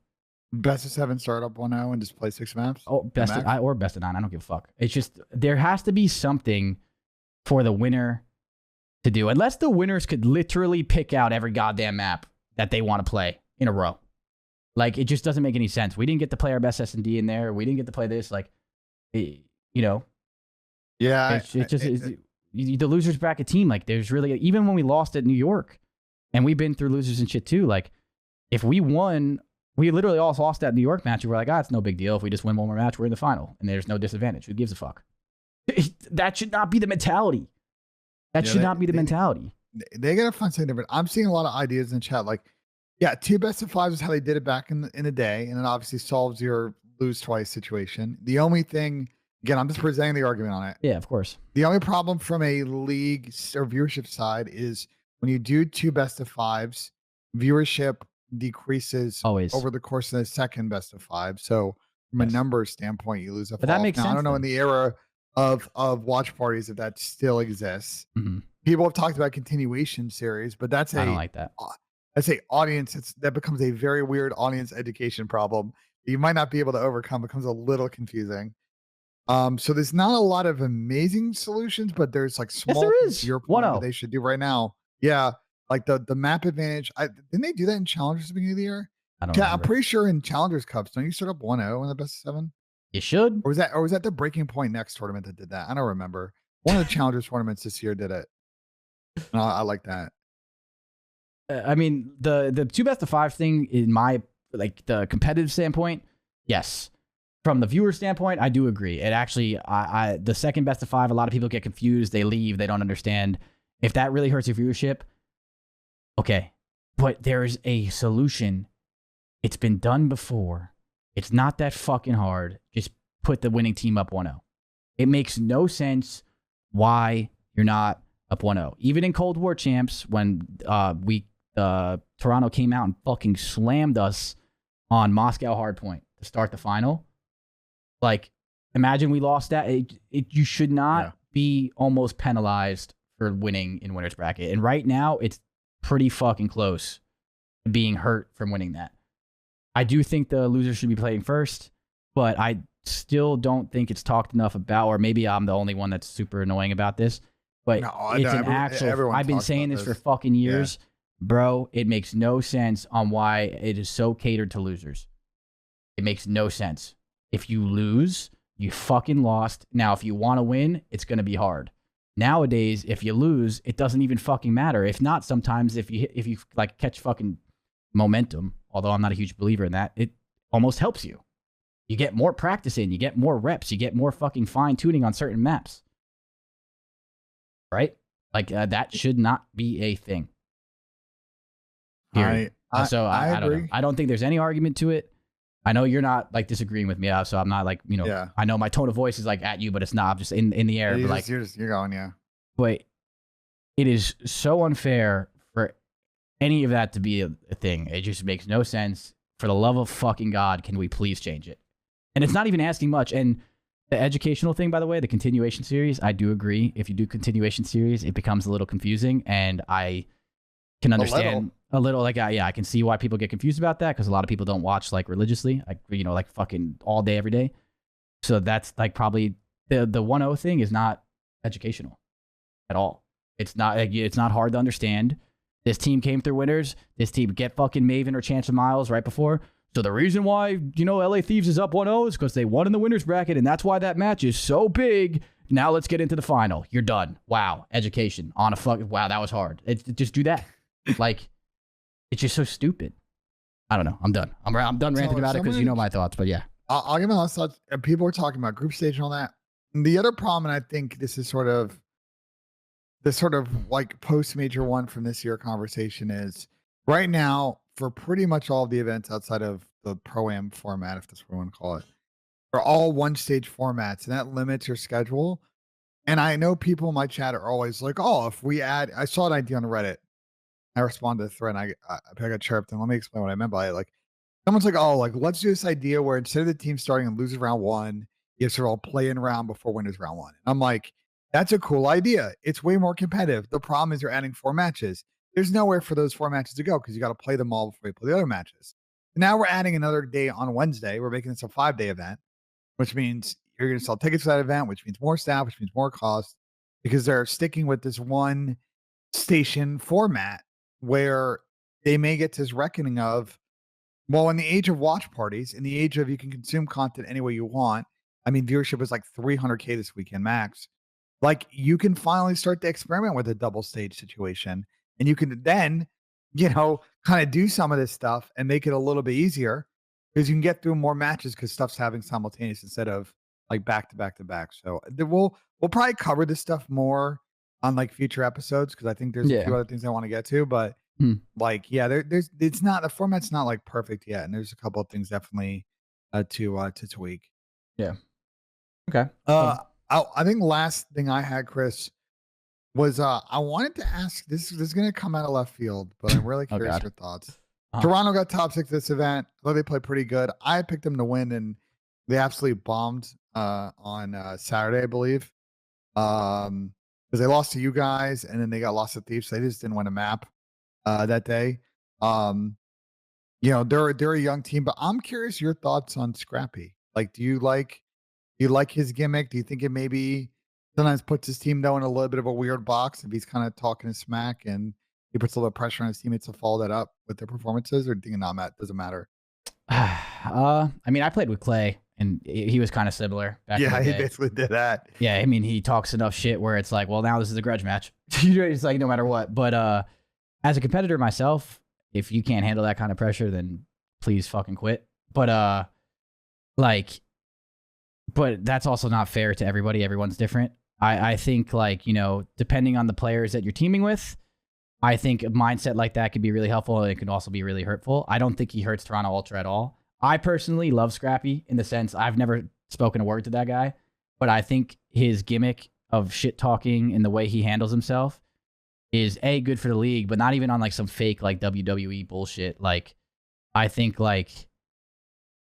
he is confident and talks shit through losing and through winning, and I think that's cool. Like, I think that's how it should, again, that's how it should be. There's nothing worse than when people only talk shit when they win. You know what I mean? So I think him shit talking and shooting bodies and all that stuff, it doesn't bother me at all because he does it no matter what. That's him.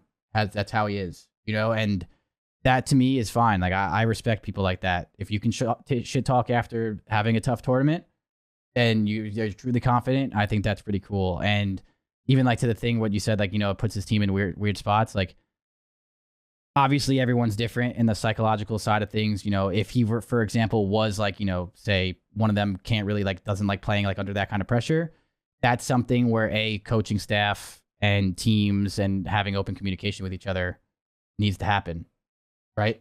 Because if that happens, then you'd be like, if he realizes he's actually making one of his players worse by talking shit like that, then he could change his approach. There's also the world where someone can be getting shit talked a lot on a team, say you're just getting a lot of flack on social media, and Scrap talks so much goddamn shit that he draws the attention to himself, and then a lot of people are roasting him where clearly he does not give a flying fuck what you have to say to him, and that actually can be really beneficial for a team. He's almost like taking it. The Jose Mourinho stride. That's not talked about enough. So to answer that question, I personally don't think that should be affecting you at the level of competition these guys are at. I don't think it affects many players in the league. If it were to, I think that's something you have to have open communication with between your camp to figure it out. So I don't think that happens a lot. And if it did, I think it would be something you could figure out. And with Scrappy himself, this isn't a gimmick where he only does it when he's winning. And then when he loses, he kind of backs off. He kind of keeps it pretty consistent. And with people like that, I have respect for that. Like, I think it's much easier to kind of do that when you're only winning and shit. So I like him. I think he's good for the league. I think he's a good player. I think he's confident, and I think he's got a pretty solid career ahead of him if he like keeps his head on straight. You know what I mean? Yeah, I So, mean they had a good major one performance to Sam Octane's in the chat. What's good, Sam? Didn't I mean they just said, bro. I mean, you guys had it on Sunday to an extent. A Octane's in major here. one, like they pulled up Saturday and had a stinker. Like it can't happen, you know. Well, I mean, I wouldn't think that's anything to be super upset about. It definitely sucks, but it happened all on the same day. And sometimes you just have a day where you come out flat, you know, and it just doesn't go your way. So I don't know. I personally think it's not a big deal for them. They just kind of played bad. Just kind of go back. They looked good before.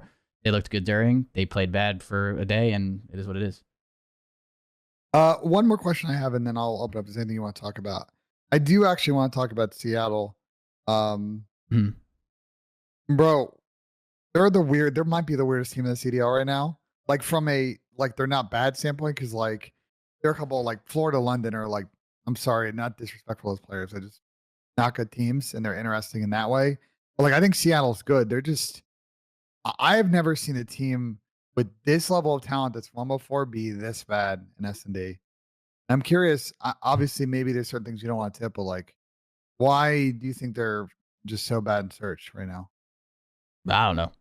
I couldn't tell you. I mean, like, it just looks like I'll say one thing. It looks like every time they need something to go their way, it doesn't. And I also just don't think they're making good plays as a team in general, like situational, stuff. So, I mean, it's always so hard to judge not knowing, but clearly whatever the fuck they're doing right now is not working and they need to figure it out. I think, again, like this team is like weird because kind of what we were just saying, like they just played really, really bad, but we all know like the potential they have. They need to find like a higher floor, and that floor would just be getting a little bit better at S&D, and I think they'd be fine. So I don't know exactly like what's going wrong for them, like at a basic level. I just think they like need to figure out like some of their situational plays. Maybe their communication's off. Like there could be something behind closed doors where maybe like, just like the team chemistry in general, like they don't trust each other. They're not trusting the calls that are being made. They're not trusting like the philosophy that they have. Like there could be a billion things that can happen. So it's definitely weird. The only thing that sucks when you're in these scenarios, like we were kind of talking, I know Octane's in here now, but we were talking about like the Thieves last year. Like there was no reason for the Thieves to make a change last year, even after they're 0-5. But like now the pressure is on to now you can't do that again. You can't like, have a really bad stage and then, go first and out because you have to make champs. You have to, it's really important. So now the pressure is on for them to perform no matter what. And then like, that's where like it kind of gets scary. So I don't know. I have a lot of faith in that roster. I think they're really good. Usually search is pretty fixable because like they've done decent enough at it before where they clearly know what to do, but they just need to figure it out quickly. So we'll see. It just seems like, something's off right now. Usually it's like a confidence thing or something where like maybe there's a mistrust or something, but it definitely has put the pressure on them to start performing before it's obviously, something really has to change, whether it would be the change for the better or not. So yeah, I mean, they're just like, Chris, if you dive in on the numbers of their team, like, yes, they are bad at getting 4v3s. They are bad. No, they're bad at everything right now. Yeah, like that's just there's nothing good. I think when you look at their overall performance right now in search, it just like they need a major rethink. Yeah, they do. And what Sam just said is kind of what like I was gonna say too. Is just sometimes all you need is like the Kickstarter of what Octane just said, or just that one map where you get stuff done, you're like, that's what we have to do. And like, then it can like start rolling and then like you can start playing like at a way higher level in that game mode specifically. And they kind of get back on the same, on the right track. That's all they need. Like that's sometimes literally all you need. There's so much mental stuff that goes into COD and like the confidence, and all you need is one just to like kind of get like that going again. So I think they got it. It just, the tough part now is like it puts a lot of pressure on you to have to do it. Like there's no option anymore. You can't really have like two really, really, really devastating majors in a row because then you put yourself in a really tough spot for the rest of the year. So definitely have a close eye on them. I hope they do better because that team is so much better than they're performing, but Definitely need to figure it out a little bit. But yeah, sometimes all you need is one, dude. That's really it. But sometimes all you need is that Kickstarter and you're back in action. So we'll see. They have some time too. They have like what?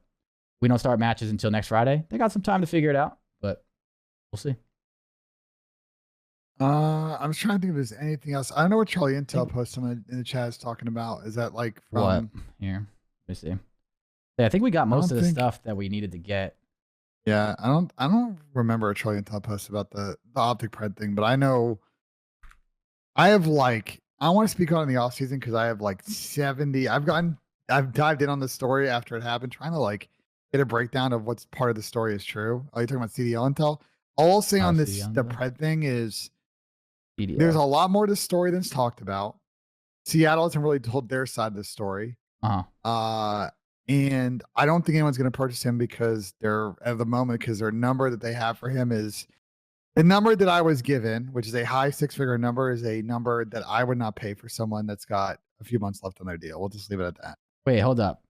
Before we do anything else, because we definitely have to wrap it up too. I have to go pretty soon. I guess the last two things we'll talk about. So yeah, Seattle Surge on Intel CDL said that Coach Phoenix says they are not partaking in roster mania during this break, and the team was staying the same. Kind of understandable.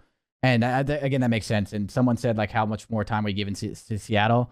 I would give them a lot more time if the format allowed it. But now that they've put themselves in such a hole, like it becomes like almost impossible to do so. So it's like weird. Like they might end up being forced to make a change that they don't even want to make, or it might not even make them better in the long run. But it's like sometimes you have to focus on actually just qualifying and getting there. So like they have one more major, but they've definitely put themselves in like a pressure situation to get it. But again, all they need is one. So we'll see. You need the way the CDL format works. Last year, like the magic number roughly was about 200 CDL points. Yeah. So that was like the number that if you got to 200, you were like pretty safe.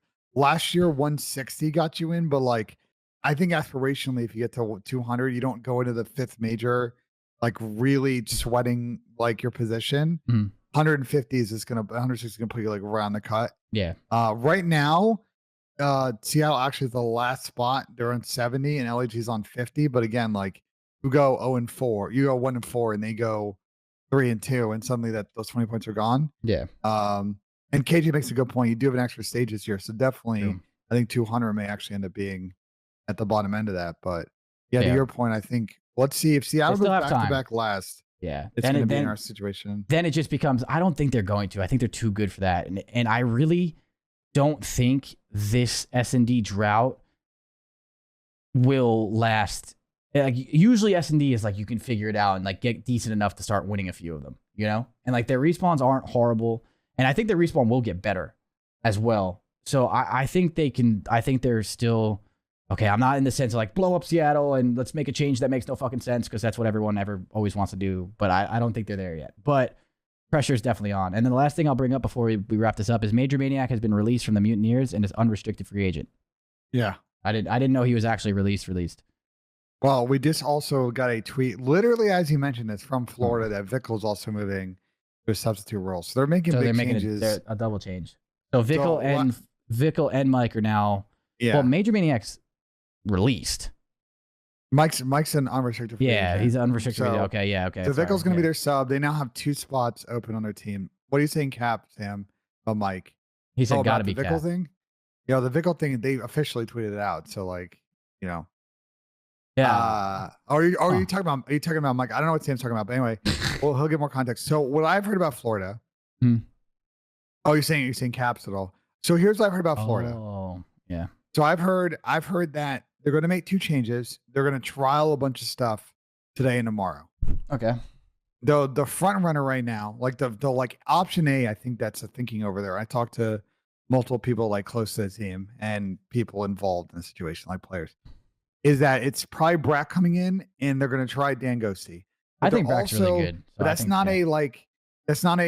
the plan we're committing to. They're going to try a bunch of stuff and see what they want to go with this week. The problem is, you know, one is even someone like Dan has to get bought out because he's currently on Challenger org, which that's a little bit of a hurdle. And also they don't have infinite time to like figure it out. Yep. But yeah, Florida's in a really tricky position right now, points wise. They are in 10th at 50. And again, Seattle's in there at 70. So they've got to like catch up And they have been outside their S&D. Their S&D is probably the only reason they've won like 6 series. They did win one of those series by winning like I think all respawns in a series, if I remember correctly, which is like the outside that the hardpoint's been horrific. So I think they're just kind of completely kind of turning things around there, and we'll see kind of where at the end of the week what team they actually end up with. Yeah. All right. So that makes sense. So I guess we'll kind of wait and see for that. But yeah, I think that about wraps it up. That was about like 2 hours. I think that was solid. Yeah, we didn't talk about the strength of schedule thing. We can talk about it next week. Well, I was saying episode. that we can do this again once a week, and also if we ever want to do like an extra episode, we can. I mean, I'm always around, so we can talk about that in general. But yeah, that wraps it up, chat. That was our first. That was the first podcast for Scrap Time. We're gonna try and do this not on Tuesday. Not on Tuesdays. Usually on Mondays, like after the league is like over for online, and then obviously after an event, it'll be a Tuesday because we're traveling on Monday. But yeah. I hope you guys enjoyed it. We're gonna work on a logo and better graphics, so I don't just have Ben up in the corner here. This little creeper corner out. Yeah, over here. but we'll figure it out. Hopefully you guys enjoyed it. Tweet us and other stuff that you would like to see more potentially, and we can see. Sam, I love you. Every other pro that was in here, I love you guys as well. But yeah, I'm gonna wrap it up because I gotta go take some calls and stuff anyway, and then we're all good.